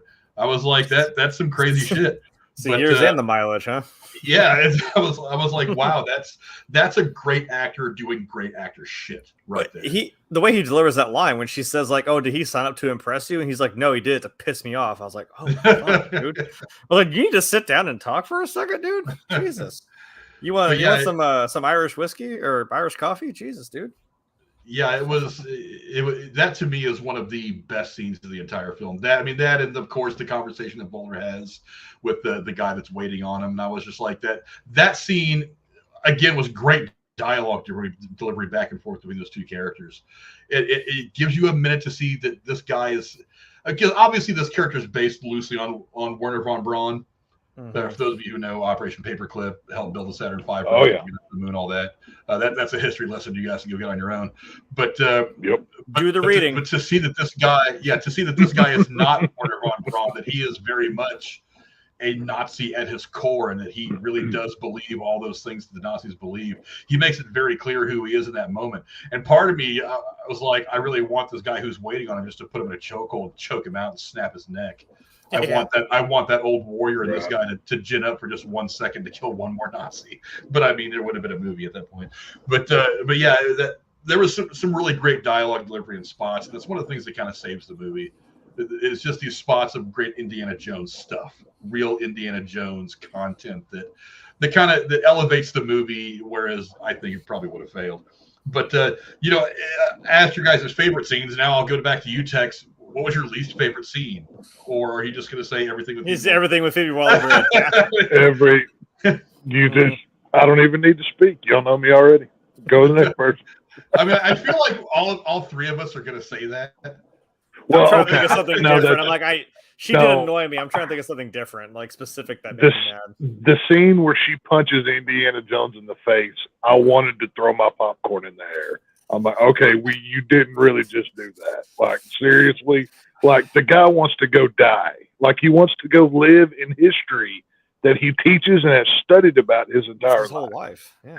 And you take that. She knew better than him what he knew he wanted for himself and knocks him out cold. Seriously? I mean, come on. Could we not have kicked her off the plane instead? I mean, Jesus, that was horrible. Worse thing. I think part of me was hoping that her body would just be crushed in the landing gear as it was retracting. Right. She fell out. There was one line that I wanted Harrison Ford to say from a different movie he did, but get off my plane, and then grab her and throw her off the plane. He could even done the Nazi off and done that. Get off my plane. But I knew that wasn't going to happen. So that's worst scene by far. Yeah, let's talk about the ending real quick before we move on. I mean, I'll go to you first, Jeremy. Did the ending fit? I personally, as I was watching the ending, I was like, Indy staying there? I was like, that's kind of fitting. I mean, because it seems like with everything that his life is in 1969, this was his place of happiness that he can enjoy his final years as a character, and seeing the history that he has spent so many years trying to learn about, trying to engross and just trying to absorb. And it seemed like it was a fitting ending, and I was okay with it at first. I mean, as you were watching it, were you hoping that he was going to stay there with Archimedes and kind of watch history unfold as much as he could in his later years? I don't know. I was torn, but like not for the same reason she was. I was just kind of like, yeah, but I'm like, but should you? I'm like, I don't know. You have something you can time travel with. I don't know. I mean, I get that he would, like you said, it's something he just seemed like fascinated by it. He was like, oh my God, like this is something I've, this is my whole life has been about. I mean, wasn't that even, I think he was giving that lecture about it in his class that we saw earlier in the movie, right? Like he was talking about it. But it's different, like when you're, I mean, if you could be there, that's something wild. It's like with Jurassic Park, for instance, you can look at dinosaur bones all day, you can talk about it, but I'm like, but if you saw a goddamn dinosaur, you're like, right, you'd get emotional too, like Alan Grant did. Look at Alan Grant's reaction. That's what I'm saying. He's just like, oh my God, like really, like, like when he walks up, he's like. He's like, it's a dinosaur. Like, oh my God, you know what I mean? As close as you're ever going to get to that kind of thing. So whether it's, genetically, engineered dinosaurs in a island park, or, you can find some Archimedes dial to go back in time. I'm like, that's kind of cool. I'm like, if he didn't have anything else to really live for, I'm like, the one thing he loved doing was, archaeology and history. I'm like, yeah. I mean, the only thing I could agree with her on was, I'm like, yeah, you bend the wrong blade of grass, though. You're gonna fuck something up. I mean, maybe he wouldn't care because he's gonna die in a few years. But also, I kind of feel like the movie did ignore a little bit that he just got like shot straight almost into his heart. I'm like, we should probably have that looked at too. Like, we let that go for quite a while. Who's been shot more times, Indiana Jones or Michael Myers? That's one thing I walked out thinking. Like, well, he said he got shot. He said he got shot like nine times in his whole life. And like Michael got shot 9 times once in the first movie just by one movie. I shot him 9 times. Like, the men from a different generation apparently were made of Kevlar because they just keep going when you shoot them. They don't go down. But it is what it is. It's like that would have kind of been a really interesting. That's what I thought too. That'd be a really interesting end to leave that on. I thought like it was gonna maybe try to come full circle. Like maybe they did end up back in 1939, and I'm like, then it's like there's some weird circular thing with him and his younger self where you can kind of watch the movies in a loop almost. And I thought that'd be kind of interesting. But I think the only thing I would have like disagreed with was like, yeah, you might change the course of history more than you think. So I'm like, maybe don't do that. But no, that would have been kind of cool because he was just sitting there watching that battle go on, and like he's like, yeah, we just witnessed history. We just made the whole Roman like naval fleet just take off. I'm like, yeah, you just need a big metal dragon thing in the sky. That's all you need. Yeah, Indy's gonna be like, here, let me introduce you to this thing called gunpowder. Your death ray is cool, but however, yeah, but I don't know. Tex, what did you think? Did the ending do it for you? Was it a fitting end for the character? The way the film ended, hell no. As I was sitting there watching it, and I was walking out to the truck on the way out, I was thinking, how cool would it have been if Indy got to go back in time, right? He gets left back there, and then everybody else goes back to normal time, and then the goddaughter or Marion or somebody else. I think Marion would have probably been the best fit for this. They're going through, she's studying something, looking through artifacts or whatever, and she sees like a cave drawing of someone who looks kind of like in a hat, or a hat, like a hat in a stone. And in the last line she goes with is like a tear comes down her face, right? And it's like, it belongs in a museum. And she knows what it is, but nobody else does. And that would have been it. That could have been kind of cool. But no, he gets punched in the face and drugged back to his life that is, what it is. It's just, they ruined it. You know what I mean? You could have been like the, like you see that Batman saw that picture of Wonder Woman standing there with the World War I soldiers. Right. It's kind of like, wait a minute, why are you? Thing that I thought about. Yeah. Yeah, how cool that would have been. I mean, the whole thing, it belongs in the museum. Well, obviously Indy does too, right? So, there's a picture of him that gets put in there put in that guy 500 years ago or something. Would have been cool. That guy Coronado was like, it belongs in the museum. He's like, so do you. Throw him over. Right. Yeah. Well, that's what I'm saying. Something. He should have been allowed. Like, what's his name? Who knows? Maybe in 1,000 years, even you may be worth something. Right. That's what I'm saying. He should have been able to go back in time. That to me was, for him to actually be a part of history itself. That would have been cool. Yeah. The only other ending that I would have liked was for him to actually use the dial and go back and save his son from going to Vietnam. That's the only two endings. That's the only two endings that I wanted to see. Now, of course, this is this is the end, which anybody who's ever watched a movie, you never believe that, because if it makes enough money, they'll make 15 of them. Look at Friday or Nightmare. But, I hope this is the end, because it's not going to get any better. They've tried it twice now. Neither of them have worked. So let it die. I was going to say, did either of you see the clip of Spielberg when he totally fucking threw Kathleen Kennedy under the fucking bus in front of everybody? I guess not. I would have enjoyed seeing that if I did see that. I still have the clip. I'll send it to you guys after this. But basically, he was he was on stage with everybody. Basically, he's like, there are 3 irreplaceable people that are integral to this whole thing. He's like, first of all, George Lucas, right next to him. He's like, the guy who made Indiana Jones. Yeah, everybody claps. He's like, the guy who is Indiana Jones, Harrison Ford. And I was like, He's like, and then he's like, the third person. You can see her right there, just kind of like. He's starting to stand up or something. Yeah, he's building it up. He's like, the person who, all this time, who gave us our direction, kept our tempo, the maestro himself, John Williams. You saw her face drop. She clapped for the other 2, and then she stood there for John Williams. I'm like, wow. Oh, fuck. And he went like, yeah, John Williams. I was like, yeah. And then like the guy next to her even was like, come on. It was so fucking fun. They put the clip from The Simpsons where he's like, watch this, Lisa. You can see the exact moment when our heart breaks. Right there. I'm like, oh, that was fucking good, dude. He built it up, and you can see her almost look over at him like she's about to accept that applause, and then like he says, John Williams, and she's and I'm like, oh yeah, fuck yourself. That was awesome. So yeah, maybe pretty brutal. I'll put it in the group chat. It's funny to watch. That was so great. I don't have to watch it. I think your description of it is actually pretty. I tried my best to reenact it, and it was just so goddamn funny. Yeah, I thought the ending was okay. I mean, there was a big part of me that when he started talking about, I just want to stay here. This is probably where I belong anyway. I was like, yeah, that's pretty fitting. I can't knock that ending for this character. But you gotta have like a little figurine instead of C-3PO and R2-D2 next to the Ark of the Covenant. You see some guy with like a whip. Yeah, you know what I mean? Yeah. but I mean, it still was a decent enough ending. I mean, we probably wouldn't have gotten Marion back in had he stayed there. Yeah. It was nice to see Marion for even just for that little cameo at the end of the movie. But yeah, I thought leaving him in the happiest place that he probably could have been. It was decent enough. I mean, he's got Marion back. Yeah, he lost his son, but I mean.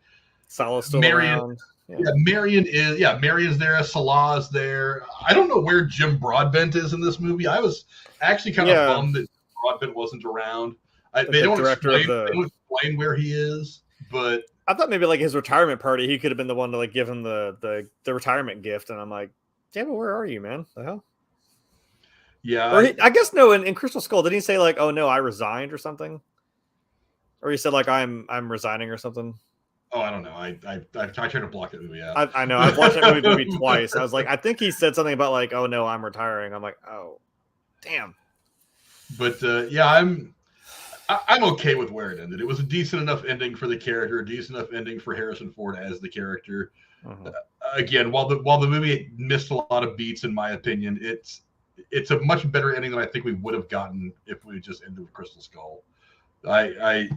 I think this is a better movie than Crystal Skull, not by a lot, but it had some of the beats that it needed to be better than Crystal Skull. Tex, I know, is going to disagree with me when I say that. He has been professing that Crystal Skull is a better movie than this.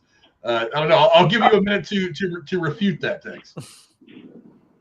It's aliens and Russians. I mean, that is kind of weird. Like I said, the only good part about Crystal Skull was getting Marion. But I'm not defending Crystal Skull here. I don't want that on my record. I want to state that before I go any further. Okay. I'm just saying the Crystal Skull pile of dog crap is smaller than the Dial of Destiny pile of dog crap. Looks like it came out of a Tyrannosaurus Rex in the first Jurassic Park. Okay. That's all I'm saying. When you look collectively at it, even though, yes, in Crystal Skull, they do kind of make Indiana Jones kind of into a government agent kind of thing, which was weird. They never did explain that. I thought maybe they'd give a little more beat to that. I'm like, no, you still didn't. I still think that's better than cucked out old man Indiana Jones that gets punched in the face by his goddaughter and almost killed by her multiple times. I think that's better. That's the only reason I'm stating this. Didn't he say he was CIA when the other guy was MI6? Which is like the, English equivalent of it. Because I'm like, weren't those CIA agents that were after him in the movie? Like, that could have been a fun little tie-in where they're like, look, I know you've been with us before, but like, hear us out. You know what I mean? I'm like, didn't he say he was like a CIA agent or some shit? Maybe. That could have been a fun back and forth if they missed that opportunity, I think, because those were... I don't know. Either way, I'm just saying, I think if I were to watch one, if you held a gun to my head and said, you can't kill yourself, if you don't pick one, I'm going to shoot you in the thigh, which one are you going to watch? I'm going to watch Crystal Skull because it's a 15 years younger Harrison Ford where he does more in that film than he does in this. That's why I say it's a better film. So, pick for yourself. Yeah, honestly, it's in the chat. I'm listening to you guys and what you say. Right now, there's 6 votes, and you guys are all wrong. It's so far 60% of you say that Crystal Skull is the better film, whereas 33%. Well, I say they're right, and that's let's just say. Let's be honest here. We're not extolling the virtues of either of these films. Because you have the original trilogy that should always stand on its own. These last two, I mean, like I said, which one was the better movie, Crystal Skull or Dial of Destiny? So take some time to go and vote in the poll if you get a chance before the end of the stream. And really one of the big questions is as far as the film's financials are concerned is. Tex, do you think this movie makes a profit? I mean, it's got a budget of anywhere from $250 to $300 million. I think American Werewolf New Jersey had said that he had heard it was closer to $300 million. I mean, assuming that this movie has to, on the low end, make $500 million just to break even, do you see it getting there? Yeah, I don't know. I'm worried. There's no way. Well, I didn't know this film. Go ahead, Jeremy.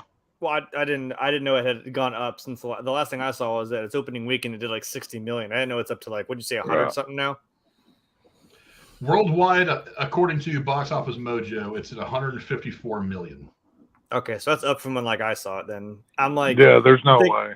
I'm thinking the same thing. I'm like, I was trying to even give it a little more. I was saying like 600 to break even, but I'm like, you may have to get closer to $1 billion to start making a profit, which is kind of scary. That's a hell of a bluff to try and call that. You want to make sure it does that to be successful. I hate and I'm not going to go off on this tangent, but I want to say I hate that we live in a time where blockbuster movies have to make $1 billion to even be profitable. Yeah, we don't have to live this way, and we could do a whole podcast about how big of an issue this is. But how many hundreds of, look at how much Warner Brothers alone, like 500 billion or million or something like that. They're down in the hole. It's just, we need to pull back a little bit. It's these big. Dial it back? Sure. We can dial down and maybe our destiny will be better, you might say. And there you go. There's no way it makes a dime. This is going to lose. Just like every other Disney movie for the last few years has been losing money. This will just be another one. Yeah, I don't know. I don't know. Here's one of the things that worries me about the financial stuff is that this summer movie season has not been kind to anybody. No. I mean, The Flash, again, a lot of problems involved in that movie, a lot of reasons why people maybe didn't want to see it. We've gone over all of them. Didn't do well. What was the movie that came out? The last one that came out. I might draw a blank. What? How much did that animated Spider-Man movie do? Oh, Across the Spider-Verse? It didn't do great.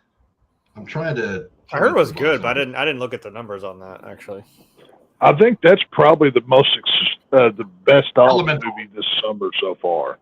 Yeah, Elemental was another movie. That was something a lot of people thought was going to do very well. Elemental's not going to turn a profit. Disney's going to lose a lot of money on that. The Flash, again, a lot of problems, but it's probably not going to make money. Transformers, which is not a bad movie. I'm not going to lie. I went and saw it the other day. I liked it. It's not a terrible movie. It may not turn a profit. What was John Wick 4? Before that even? Well, John Wick's going to be profitable, but the thing about John Wick is this one I think had a bigger budget than all the other movies. It's still not an outrageous $250 million Marvel movie kind of budget. I'm just trying to dial back which movies we've seen yet that's been out. Little Mermaid has not done very well. Fast X has not done. It's did better than Fast 9, but it's still not doing great. Guardians hasn't done all that well, and I mean.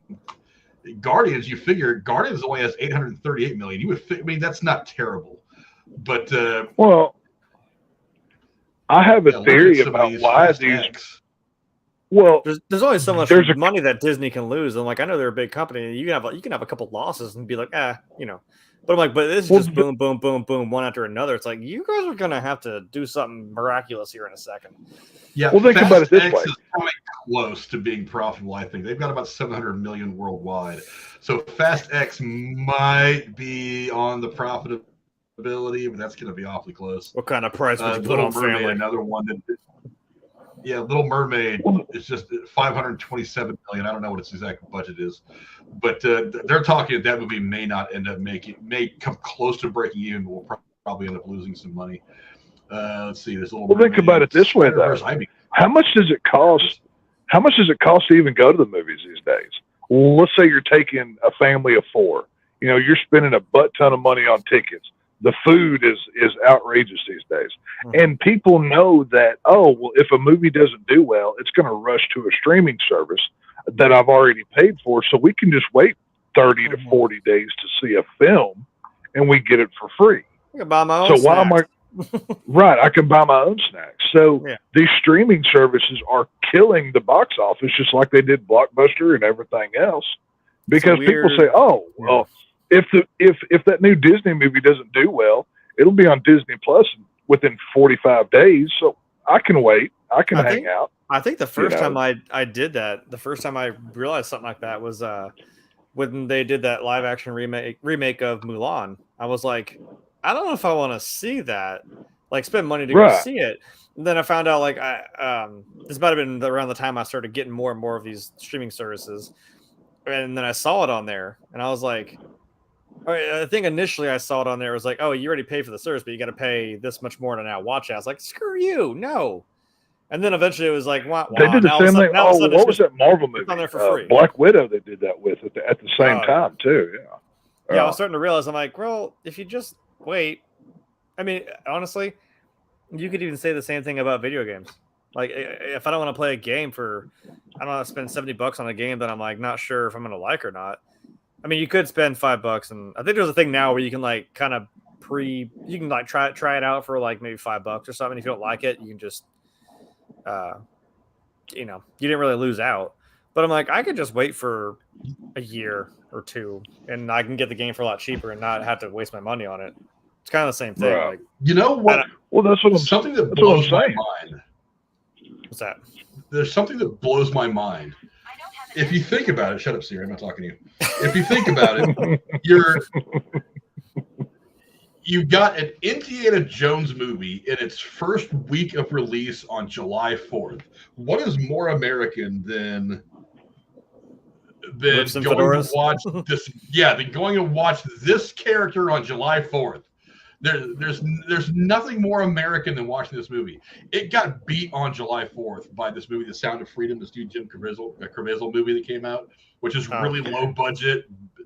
I've heard that was kind of interesting, actually. The critics have said it's a good movie, but it's like it got beat by some low budget, B-rate, small production. Something I never heard of. Yeah, finished second to that. Didn't Mel Gibson make that movie? No, I don't know if he's got anything to do with it or not. But okay, I thought he did. I wasn't sure. On a day that this movie should have run roughshod over the rest of the box office for one day. It got beat. Wow. I don't know how to quantify that. I don't know how to put that. I don't know how to write that in my head and in my heart. You know what I mean? Just stick it in the refrigerator and nuke it. I can't help but feel that the Kathleen Kennedy effect of Lucasfilm has to have incorporated into that. People have learned by now this is what Lucasfilm is now, and they're not going to pay for it. You know what I mean? Wasn't she also I thought she was trying to leave on like a high note, like, make one great big thing, like make it like you would have thought, like if this movie had just shot like all expectations, and it's like, okay, I can leave on that, you know what I mean? Like, but I'm like, where are you gonna, like, I thought she was gonna step out at some point. I'm like, maybe, like, I think Frank even said it, like, end on some sort of high note. It's something that is going to work, or you would think that's what this movie was supposed to be, because for the longest time, a lot of people were like, hey, we've seen cuts of the movie and it looks great. This is a great Indiana Jones movie. It's so great. It's going to be a great ending for the character. And that's why a lot of people were like, after this movie comes out, that's when she's going to quietly announce that she's stepping aside or whatever. Not fired, but stepping aside. Yeah. And then they released this movie at Cannes, and it got kind of shit on. And we lost Tex for a minute. Tex just went through a fissure in time. And then it got kind of shit on, and then everybody was like, "Uh-oh, this might." You're right. But I mean, look, at some point in the next 60 days, there's going to be a press release or some kind of announcement saying that she's stepping aside. But I'm like, it's going to be awkward, man, because there's nothing really for her to, exit with. You're not going to. That sucks. But there's no changing that now. I mean, that's what I mean. Now it's going to be awkward. If this movie would have been a hit, it might not have made it so bad. But it's like now it's like she's walking out with her tail between her legs. I don't think there's any way to make her exit look good at this point. So and it's going to be interesting because Comic-Con is not going to have anybody there. I mean, we talked about that a little bit. There's going to be no presence at Comic-Con for almost anybody this year. I think Paramount might be there, but Disney, Marvel, all these people, because it Netflix seems like isn't going to be there. Because it seems like Comic-Con, and also like on the gaming side, like E3, I'm like, I don't even think that's even happening anymore. It's like these big conventions that you go, or that everyone comes out and they announce their stuff during the summer to get you excited. It's like we're not even doing that anymore. Hey Tex, how was the Civil War? Yeah, so and I honestly. I honestly thought that after Comic-Con would probably announced it. I thought that after Comic-Con, and I still do think that sometime after Comic-Con that they're going to officially announce that she's stepping away, retiring, whatever. She'll probably run off and start her own production company like Amy Pascal did when she left Sony. But this such a disappointing film at so many levels. But let's get into some of the trivia real quick. Let's see. I've got a couple of good ones. Starting, of course, with John Rhys-Davies. He had expressed interest in reprising his role as Sallah from Indiana Jones and the Raiders of the Lost Ark. And he was offered a cameo in the wedding scene of Indiana Jones and the Kingdom of the Crystal Skull. But he thought the character of Sallah was worth more to the audience than that. I mean, he wasn't really in this movie a whole lot more than that, but I agree. I feel like that if you were going to have Sallah in the movie, he had to have some kind of a bigger part. Maybe not being Indy's sidekick for the entire length of a 2.5 hour long film, but just he pops in and has a significant role in the adventure somewhere. That's kind of like one of the things that I knock about this movie. I love having him in there. I love what he does for Indy, but he's not really in there enough. Even like Last Crusade, he wasn't in like the whole movie, but when he showed up and he helped them in the end, I'm like, give him a little bit to do, Even if it is just grabbing some camels to pay off his cousin's car. Like, Right. I said no camels. That's fine. Catch a count. I've always kind of giggled like when he rolls up there on the horse and Indy's hanging out the side of the tank. He goes, "Hi, Indy," and tips his hat to him real quick. And I'm like, he's still like, right. He still has to have that etiquette. You know what I mean? And I'm like, come on, man. He's hanging out the end of the I'm trying to save your life. Hey, give me your hand. Yeah, I always thought that was kind of funny. Let's see. John Williams stated, and this is kind of interesting. I'm interested to see what the other ending would have looked like. John Williams has stated that a new ending had to be shot and that he therefore needed to compose a new score for it. Ooh. I'm wondering what that other ending was going to look like. Was it going to be Indy going back in time? Because part of me kind of wondered, I was like, maybe after she knocked Indy out, if she didn't like, because she obviously knew how to communicate with Archimedes. Maybe she didn't leave him a note saying, try to make it to where 1,000 years in the future, or however many years, that his son doesn't enlist in the armed forces and go to war. So that way, maybe when she gets them back to their time, he's actually got his family there, and she did that for him. I thought maybe that would have been a cool thing to see, but you would have also had to have had somebody playing Mutt, and a lot of people didn't like the character, or his portrayal. So I don't know. Tex, what do you think? I mean, what do you think this new ending could have been? Well, like I said, I'll go back to what I said earlier. I would love to either have him go back in time and have, flash forward to current day, 69 or whatever it was, and have somebody see him in some sort of element from the past and say it belongs in the museum. And then, happy, moment, hit the Indiana Jones music, we're out of here. Or going to save his boy. Either way, I think would have been cool. And I would argue, even if we don't see, Shia LaBeouf in this movie, we might have gotten him going back to do it.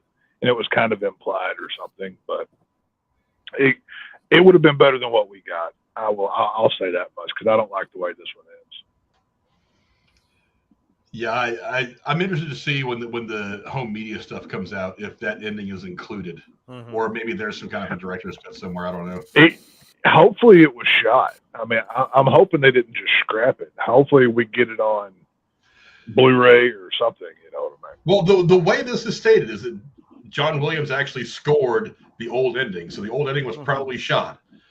And so, that's good. They had to film a new ending had to be shot, and then he needed to compose a new score for it. So there was probably one that's on camera somewhere, whether we see it or not, who knows. At 2 hours and 34 minutes, this is the longest Indiana Jones film. I gotta say, I've heard a lot of people say that this movie was too long. I felt that. I didn't feel that way, because I didn't feel it. I was seeing Indiana Jones on camera. For all the problems I have with the film itself, I was happy to have him on camera. And that, to me, made the 2 hours and 34 minutes worth it. Just to see him on camera one more time.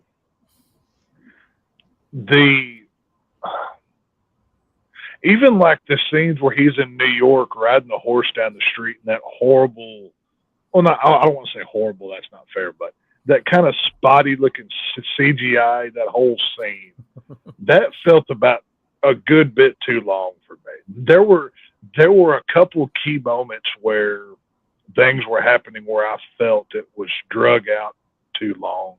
They could have cut 20 to 30 minutes off of this, and I wouldn't have been upset at all. I mean, this is just not a very good movie. I have many issues with this film. Yeah, I was just happy to see Indiana Jones on screen again. I mean, some of the stuff I was like, yeah, whatever. As long as he's on screen. If I could have muted in the theater right then and just watched him, I might have done that a couple of times. But whatever. Here's a little bit of a history lesson for you guys. The Antikythera mechanism was a real artifact and an incredibly advanced ancient relic, considered to be the first computer ever devised. However, its purpose was to act as a maritime navigation device rather than a time travel device. Really? Yes. So, you know what though? It almost kind of worked like a compass, didn't it? Because it didn't say that one hand would go. It would go towards where the fissure was. It would show you which direction you were supposed to go. Well, one of the things that's cool about the Indiana Jones stuff, though, is that a lot of the stuff is rooted in history. I mean, the Holy Grail is something that that was a big part of the first Robert Langdon film too. So that kind of stuff. I mean, the Ark of the Covenant obviously is something that's been talked about a lot in the history books. The stones from Temple of Doom are based on something I forget what. I know I read about it years ago. I'm not sure. The Sankara stones. Yeah. So I mean, all this, and even the crystal skull. There actually are crystal skulls down in South America that they still have not figured out how they managed to make them 2,000 years ago or whatever, when these things were supposedly made. Right. That they didn't have ways of. It was clearly aliens. I mean, it was aliens. It had to be. So one of the great things about this is that they've always kind of rooted whatever the MacGuffin of the movie is.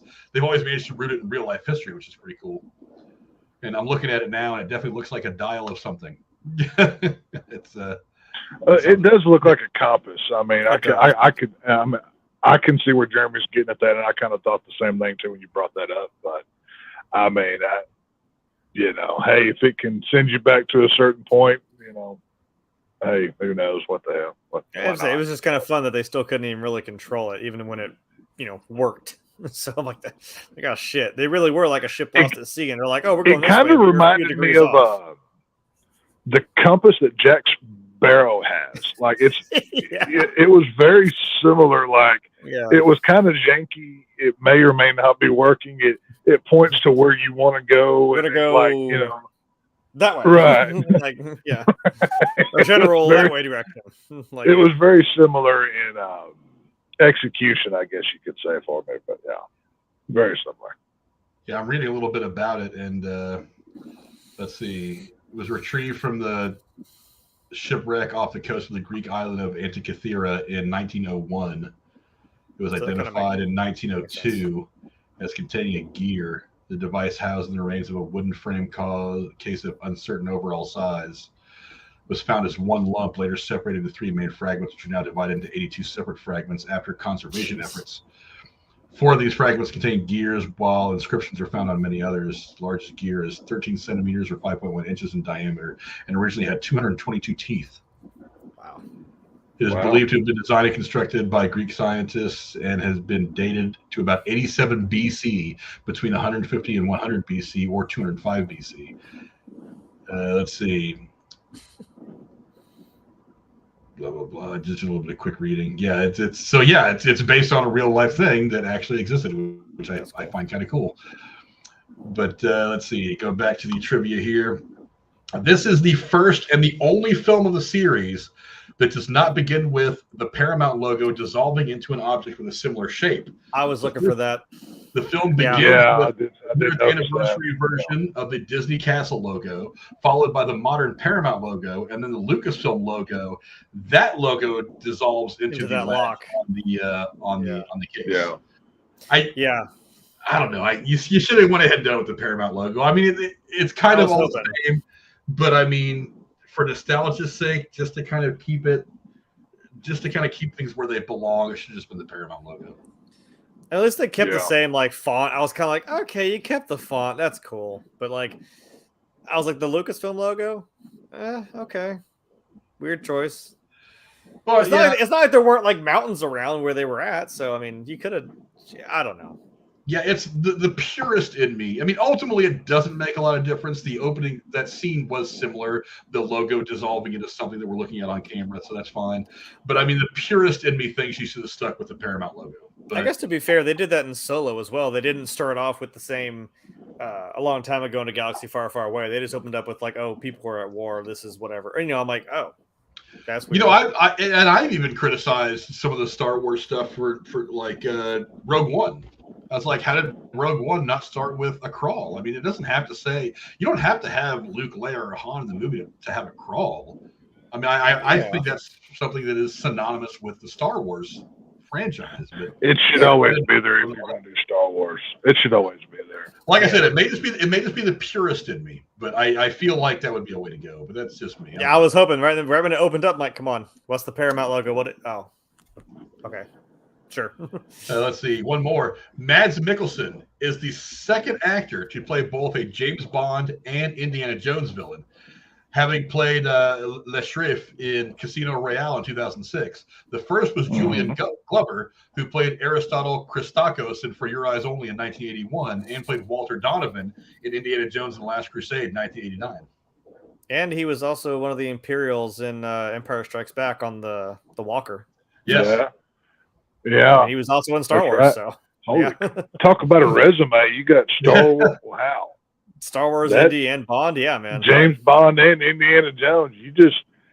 You can pretty much retire after that. You hit all the big ones, you know what I mean? So right. That's crazy.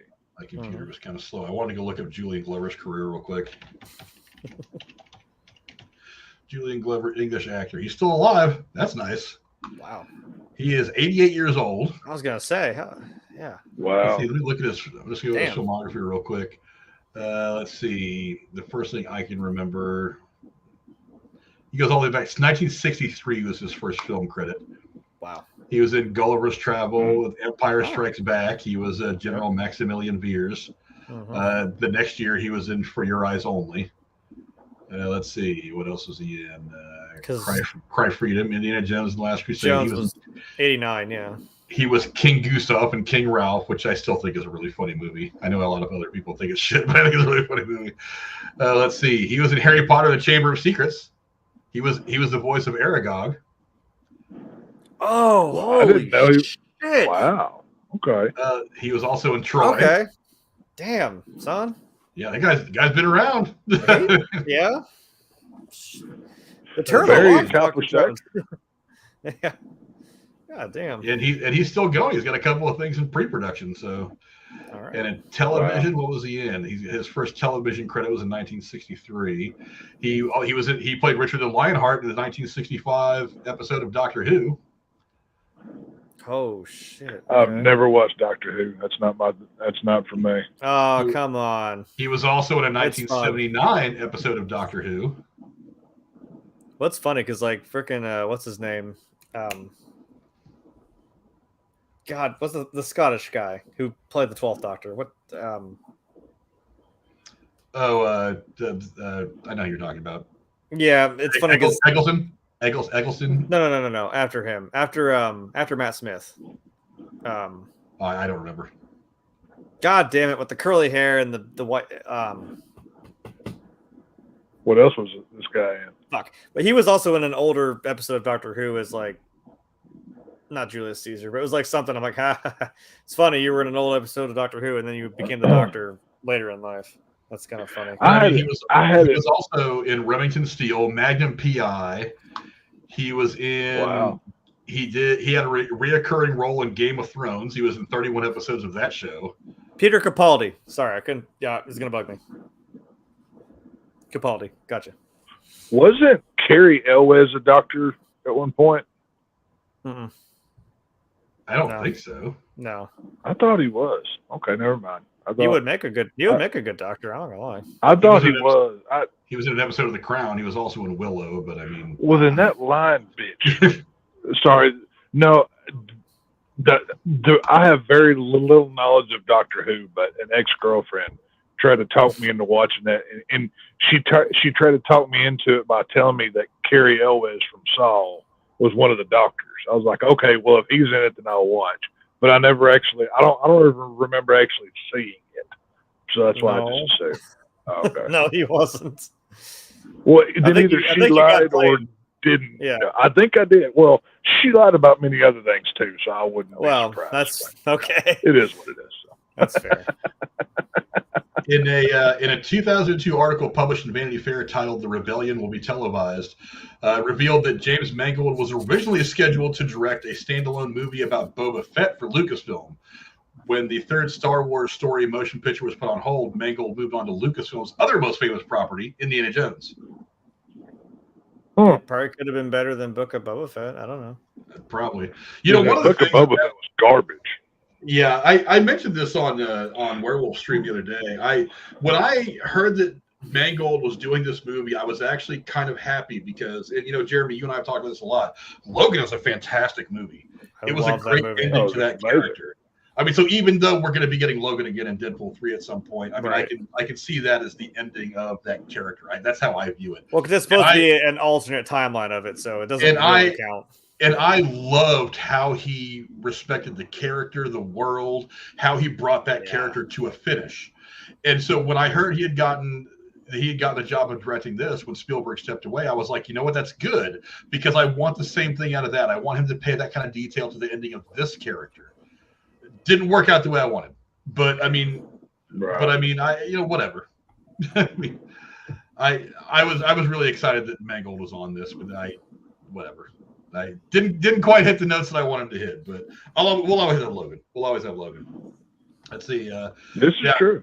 Here's one that's going to cause a little bit of talk between us. Several actors unrelated to the franchise, but with creative ties to the franchise's filmmakers and actors, such as Liam Neeson, Mark Hamill, and Ryan Gosling, all expressed interest in appearing in the film. Hamill particularly was interested in playing a villain. Now, as much as I love Mads Mikkelsen, wouldn't it have been really interesting to see Mark Hamill in that role? That would be. He could play like a really unhinged Nazi, man. I don't know that. Give me Mark Hamill Nazi versus Harrison Ford every day of the week, please.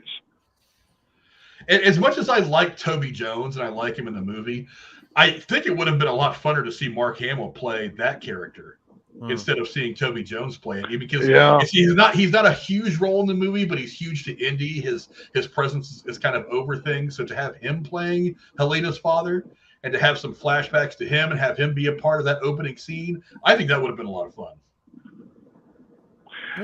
Yeah. I could really Liam Neeson, whatever. You know, he's over there saying he's got a particular set of skills to some random person on the phone. Nobody cares. Well, and I know he played a Nazi. It depends on what Liam Neeson would have played. I mean, I feel like he could have played the villain, but I feel like there's other things he could have done that would have been just as good. I mean, I don't. Well, maybe I would have considered him for a role that ended up not being in the film. But Mark Hamill in either Toby Jones's role or as a bad guy, I would have been all over that shit. Mm-hmm. If I were going to cast Liam Neeson, I would have had him as maybe another professor or something that Indy knows. I wouldn't have had him as a Nazi. I mean, to me that I wouldn't have gone that way with it, but I don't know. That's just me. And DiCaprio, I don't know what I'd have. I mean, he's very talented. I mean, he can play good guy, bad guy. No, Ryan Gosling. Yeah, Ryan Gosling. Yeah. No, screw Ryan Gosling. No, I don't need him in my movie. He can He can go play a Ken doll. We're good. I could have seen him playing the role that Boyd Holbrook played as kind of that henchman, the blonde guy. I could have seen him doing that, but I couldn't have seen him doing anything else in this movie, unless maybe they wanted to recast Mutt in like a that might be okay. That might not have been too terrible. But yeah, I don't know where Ryan Gosling would have fit into this, but whatever. But yeah, the idea of Mark Hamill playing either Toby Jones's role or playing the bad guy, that's actually really intriguing to me. That'd be cool. I would love to have seen him in Toby Jones's role. But a bad guy would have worked great too. I mean, let's face it, he's the voice of the Joker. Yeah, right. Like the voice of the Joker. Other people have voiced the Joker, but he's the voice of the Joker. And they even kind of based their stuff off of Mark Hamill's Joker. So he's your baseline. That could have been pretty interesting. Let's see. Steven Spielberg has stated that Indiana Jones would not be killed off. I was worried for a second. I don't know. Would it have been killing him off if he would have stayed in the past, though? It would have. But it's not like found out that skeleton in there was actually him. That would have been kind of wild. I mean, at least it's not like he's just getting shot like a chump and just bled out and died. I was like, maybe if it kind of came full circle and that was who was actually in the in the tomb, like that'd be kind of funny. I don't know. Well, it's better than the ending where the last thing we see is him picking the hat up one more time, implying that there's going to be another freaking adventure. That was weird, where he picks the hat up from outside. I was like, what? I brought that up on Werewolf Stream the other day. I was digging that final shot where this camera it squeezes in on the hat, and I was hoping that it would just squeeze in, and that was going to be the end. Right. I see the hat hanging there, metaphorically hanging up the hat. That would be great. He's done. And when he reaches back out and grabs the hat real quick off that clothesline, I was like, what does that mean? Right. Why? I mean, I don't. It clearly implies that. It clearly implies that, hey, if this is a success, there can be more in the future. But with the little money that they've made, I don't think they do another one here. That'd be stupid. I think they keep saying this is it, and then they have that big Agatha Harkness wink, like this is it. Right. Well, I mean, the way I choose to see that is that nobody else can wear Indy's fucking hat. It's like at the end of Crystal Skull, like you see Shia LaBeouf go to put it on, and I'm like, no. And he's like, no. Yeah, he's like, I'm like, right, not yet, kid. You ain't there. Yeah. No. But you can't take it to Vietnam. Yeah, that's the way I choose to see that, is that nobody else can wear that fedora, nobody else can put on the hat of Indiana Jones. It can't happen. So it's Indiana Jones and Harrison Ford telling you that this is where the hat stops going on adventures. I'll wear it when I'm walking around New York or whatever, hanging out with Marion, getting lunch, whatever. But no more flying to Morocco and falling into caves and getting chased after by fucking whatever crazy shit that he's done. That's how I choose to see it. But I thought it was very odd. At least they did. I was kind of worried they weren't going to do it. They did at least did the over, like the map thing, like where they're following the map around in the plane, like the red line going across them. I'm like, at least they still did that. I was worried that they weren't going to do it. Yeah. Oh yeah. Let's see. James Mangold confirmed on Twitter that Phoebe Waller-Bridge will not replace Indiana Jones at the end of the movie, as if she fucking could. Don't ever suggest. Obviously.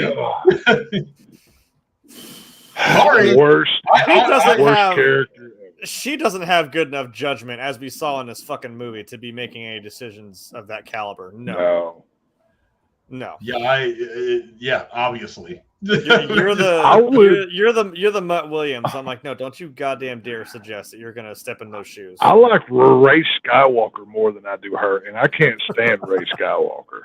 Okay, I mean, hey, don't give her any ideas. She might put her in the next Star Wars movie. You don't know. Oh, dude, no, they're doing another trilogy that's based around her. I heard that a little while ago. I know they're going back to like Old Republic. Yeah. They're doing something for Mando, and then they're doing something for Rey. I'm like, okay, sure. Yeah. I'm just saying, for as much as I hate Rey, I hate Phoebe Waller. She's gonna be like some scrappy little like pilot, smuggler, whatever person. I don't know. It's gonna be annoying. Right. She's awful. Yeah, we talked about this already, Jeremy. When Indiana and Marion reunite at the end of the film, he kisses the same parts of her body that she kissed at the ship in Raiders of the Lost Ark in 1981 after Indiana was beat up by the Nazis. Yeah, that was a nice little throwback moment. That was pretty good. I like that. Karen Allen still looks good, man. I'm like, I don't care. She still got it. You know what? When I was watching that scene play out, I was like, good God, her smile still lights up the fucking screen. Mm-hmm. I love her smile. I always have. It's phenomenal. I can't. I got a little emotional. I'm like, oh, we're doing it. That's adorable. I love it. And it's like, and even though she looks like she's aged quite a bit, I mean, this picture is obviously from Kingdom of the Crystal Skull, but I mean, she still looks beautiful. I mean, she's aging gracefully. She's not like hot grandma or anything, but there's a regalness and an experience to her that comes across on screen in a way that, for a lot of women, it sometimes doesn't. But I mean, she is still amazing. Her smile was fantastic. I just loved seeing her on screen. You even notice like the outfit that Indy, like in that picture, is a good example. That outfit that he's wearing is akin to the one he wore in Last Crusade, where like he said, like now you start wearing that tie with like the jacket and the hat. It's just kind of cool. I noticed that he was shot and he was bandaged up. No, I mean in the movie, like he wore the like Last Crusade get up where he had the black tie with his shirt and jacket and stuff. It wasn't just like the normal outfit. I just thought that was kind of cool. He chose to chose to wear the tie. I'm like, it's a little classy. I kind of like it. He kept the Last Crusade look going, so that's cool. Maybe I'll catch it next time I see the movie. I don't know. But one more piece of information that I didn't even realize until I read this. This is the only Indiana Jones movie in which Indy does not carry or even use his revolver at all. Yeah, I was wondering about that. I didn't even. it didn't even occur to me. I mean, it didn't take anything away from the movie. It didn't change the way I saw the movie. But I didn't realize it until I saw this. I was kind of going back over in my head, and I'm like, you're kind of right. He didn't. I mean, obviously there's that iconic scene from the first one with the guy with the swords. He just pulls the gun out and shoots him. Right. I mean, there's various points where and while it's not his preferred way of dealing with things, he much prefers the whip. I mean, he's always had it on him, his trusty sidearm, just in case he needs it. Didn't have it in this movie, which kind of makes sense. I mean, he's not planning on going on any more adventures when this movie starts off. Like you say, he's like, you know what a cautious fella I am. Throws it into the suitcase. I'm like, right. Yeah, I mean, not pulls out his gun. Was a little odd, but I mean, whatever. It didn't affect the movie at all. It didn't affect the way that I saw the movie, so I really didn't care much about it when I read that. I was like, oh, that's interesting. But it would have been interesting just to have it on his hip. You know, he doesn't have to draw it and start shooting anybody. I mean, I wondered if he was going to do that same kind of thing to somebody. Like all of a sudden, he's just like the hell out of my face. You know? That would have been a funny callback. I mean, of all the nostalgic things we could have done, he could have done that one more time. I mean, they did play off it. Was it in the second or third one where the guy starts shit and he goes to reach for his gun? He goes to reach for it and it's gone. Oh, shit. He's like, right. So to have one more scene kind of like that would have been kind of funny, but maybe a different playoff. But I don't know how. Maybe one of the Roman soldiers went to go up to him instead of whoever it was, Archimedes or somebody stopped him. The guy with the bow that was protecting him, he could have been like, oh, and like killed the guy, and that would have been a funny implication to leave that like this guy pulled up this magical thing that can just stop one of the soldiers. Yeah. But that's all for the trivia, and that's probably a good place to start wrapping this up. So I'll go to you guys. One final paragraph on what you thought of the film. I'll start with you, Tex. Final paragraph on what you thought of Indiana Jones and the Dial of Destiny.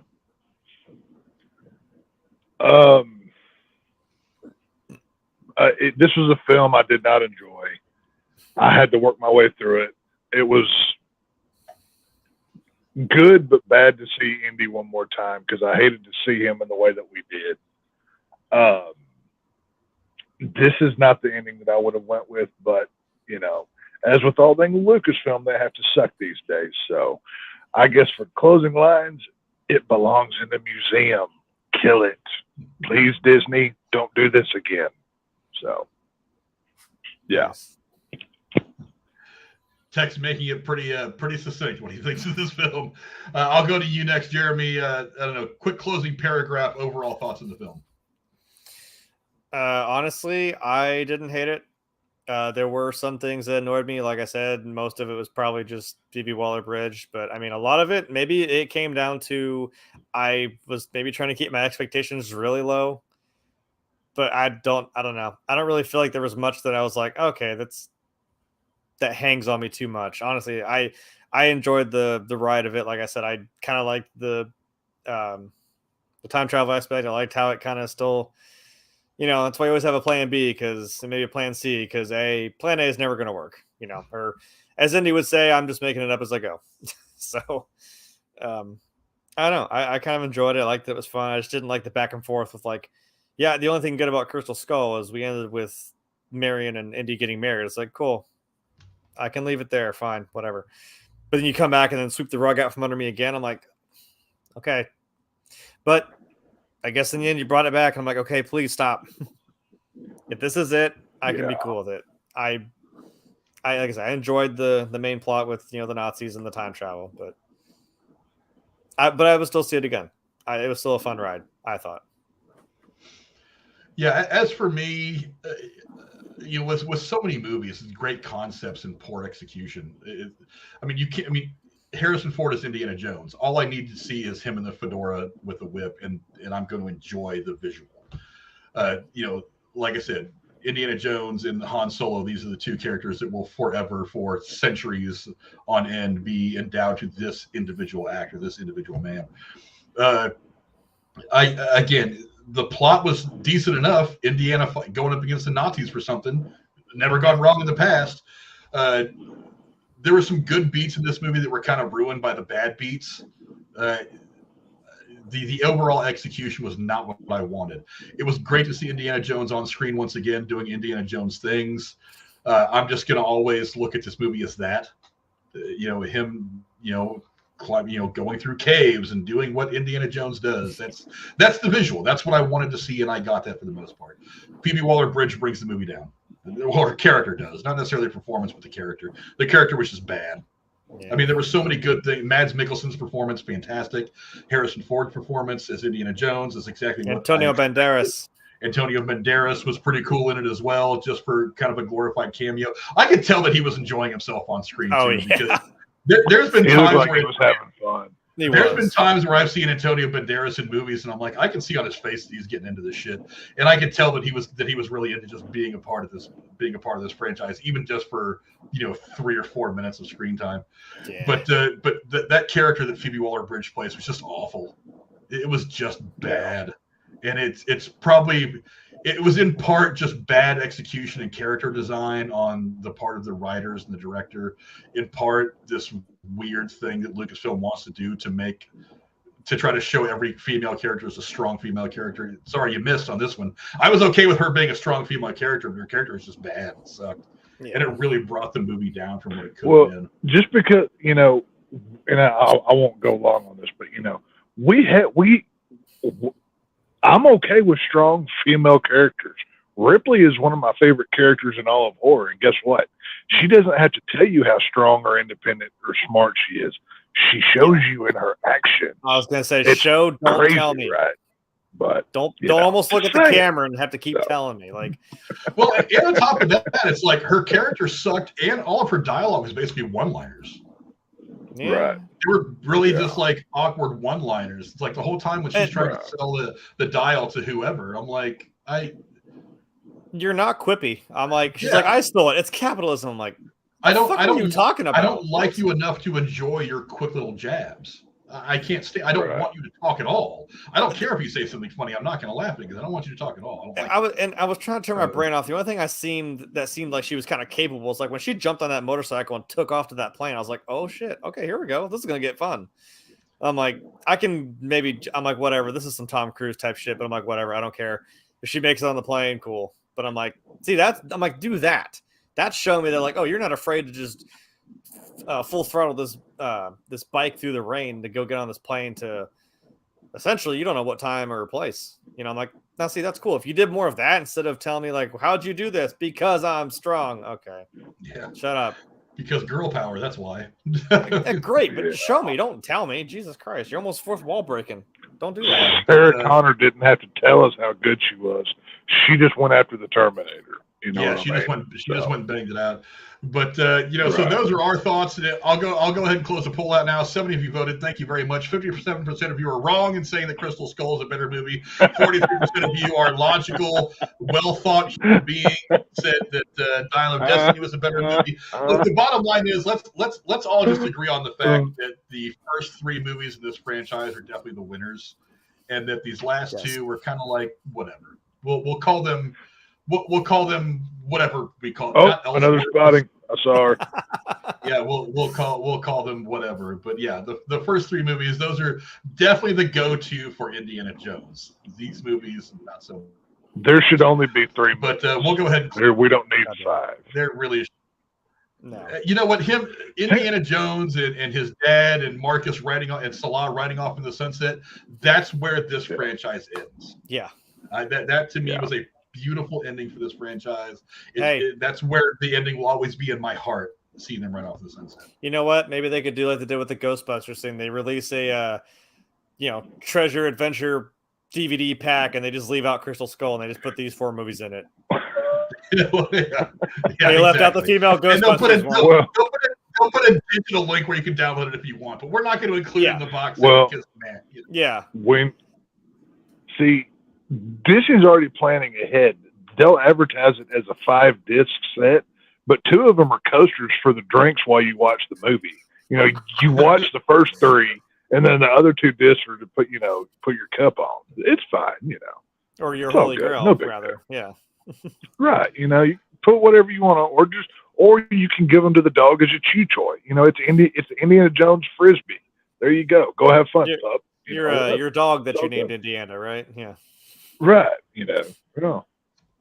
But that's a good place to wrap it up. Those are our thoughts on Indiana Jones and the Dial of Destiny. Agree or disagree, go down in the comments below. Let us know what you guys thought of the film. Thank you to my amazing co-host for being as awesome as always. My friend Grib Tuesday, my hetero life mate Jeremy. Where can the folks find you on the internet? I'm on here. Every Thursday for sure, and every whatever day we're planning on doing reviews such as this, or Secret Invasion whenever we do those. So best place is probably Twitter. More than likely I'll just repost what Frank puts up because I'm a lazy content creator, so I'm sorry. But it's always his name on everything. So if I ever put anything up, that's where it'll be. So actually there was a sale. I was getting nostalgic about a really old game series called Dead Rising. I'm not the same gamer I was in 2006 when that game came out, so maybe I'm better at it, but I remember that game being very clunky and very goddamn hard to do. But right. I'll give it another try. Like they had a sale and I bought Dead Rising 1 and 2. I'm gonna nostalgia my way through those again. So if anyone's ever seen that, you know what I'm talking about. That's a you ever kill a clown that's juggling chainsaws, and his death is he falls on it face first and is just maniacally laughing while his insides are getting ripped apart. She'll scar you, man. That's a wild game series. Yeah, and I'll shout him out again. Brooding Gamers down there. You may see me reoccur in his little world of whatever dinosaur stuff he's doing. If you like Jurassic Park, trust me, go check his stuff out. And I'm usually there as some sort of character in his world because he dresses up like Alan Grant. Like how cool is that? And I'm usually like the Ian Malcolm in those skits. So. I don't know. Maybe one day you'll see me as a thumbnail. I'm sitting there on the couch, like with the shirt, like all the way down to here, just doing my thing. So, internet, take that for how you want. So, that's where I'm at. And to our friend from down south, the Shape from the Lone Star State, our man Tex. What do you got going on, my friend? Whatever the hell we're doing here. Other than that, I'm not on the internet. So, it's about it. Yeah, I look forward to. Y'all actually got me excited about the Oppenheimer thing. I've been so ready. I'm actually, I'm excited for it. I give Christopher Nolan a lot of crap, but this movie looks promising. So I'm really looking forward to that review. So I guess you could say it looks like it's gonna be mind blowing. Right. Yeah. Whenever he comes out and says it's kind of a horror film, I'm curious to see how he means that. Which obviously, I know how he means it, but could you imagine? Jesus, you discovered this power that could annihilate the entire Earth. It's like, oh Jesus Christ! Right. So, like I said, I don't. There's no point in Twitter. I do nothing with it, like Jeremy. But yeah, if it wasn't for getting links to this show, I wouldn't even have one, to be honest with you. But yeah, we'll see y'all in here. As for me, you can find me here a couple times a week giving you reviews on whatever the hell we felt like watching that particular week. We do need to get caught up on the I haven't even watched this week's episode of Secret Invasion yet. That's probably I haven't either. After I get done with this. But we'll be catching up on that over the course. Hopefully, the idea is tomorrow. But we'll be catching up on that.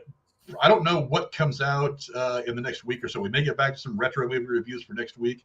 I think this week's going to be – there's nothing new coming out. But, I think Oppenheimer is really the next new one that comes out. And that's like at the end of the month. So yeah, that's like the 28th or something like that, or 29th. I forget what it is. I thought it was the 21st. That's a little earlier than that. Maybe it's 21st. I don't know. But we've got a good week or couple of weeks before we get to that one. But that'll be probably the next new film review we do. A couple of retro ones coming up. Well, actually, Haunted Mansion comes out like a week later, like the 28th, right? So we could do a retro review of. We could do one of the retro review of the Eddie Murphy movie. Oh, we could. We'll have to get Brooding Gamer on board for that because I know that he's been really excited about this movie for a while now. If there's anything else that Brooding Gamer is really excited about other than Jurassic Park, it's Haunted Mansion. So trust me, it's something he. If we do Haunted Mansion without him, he's going to come kill all of us. I'm just telling you right now. The next streamers we're all going to be ghosts. So. We're just in memory. Right. Yeah. He'll just be here by himself with our heads on the mantle behind him. Like, oh, there's the guys. Yeah. They didn't. They're just hanging around. We'll be that singing trio of the statue heads. That's what we'll be. Yeah, I've never seen Haunted Mansion in the chat. What's up, American Werewolf New Jersey? He said, how'd the chat go? Well, we pretty much said all the same stuff that we said on your stream the other night. Tech shit on the movie. I shit on most of the movie, and Jeremy was he shit on the stuff that needed to be shit on. But yeah, I think we gave a pretty honest assessment, similar to what we put out on your channel the other day. So go check out American Werewolf New Jersey. I'll link to his channel in the description below. He's actually doing a bunch of different reviews for a bunch of stuff, some anime and some other things. So go give him some love as well and help get his numbers back up, push him up the old YouTube algorithm. And as for me, you can find me here doing the reviews that we do whenever we get around to doing them. Again, we'll be tomorrow. The idea is that we're going to be doing the last 2 episodes of Secret Invasion, and then on next week I'll announce what we're doing next week. And until then, I want to thank all you guys for coming to hang out. We very much appreciate it. Until next time, adios.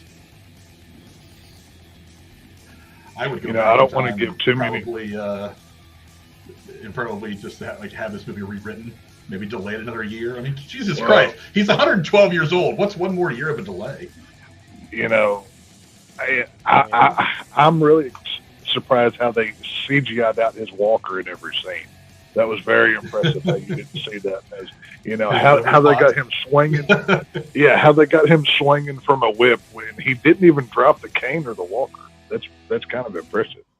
So, kind of.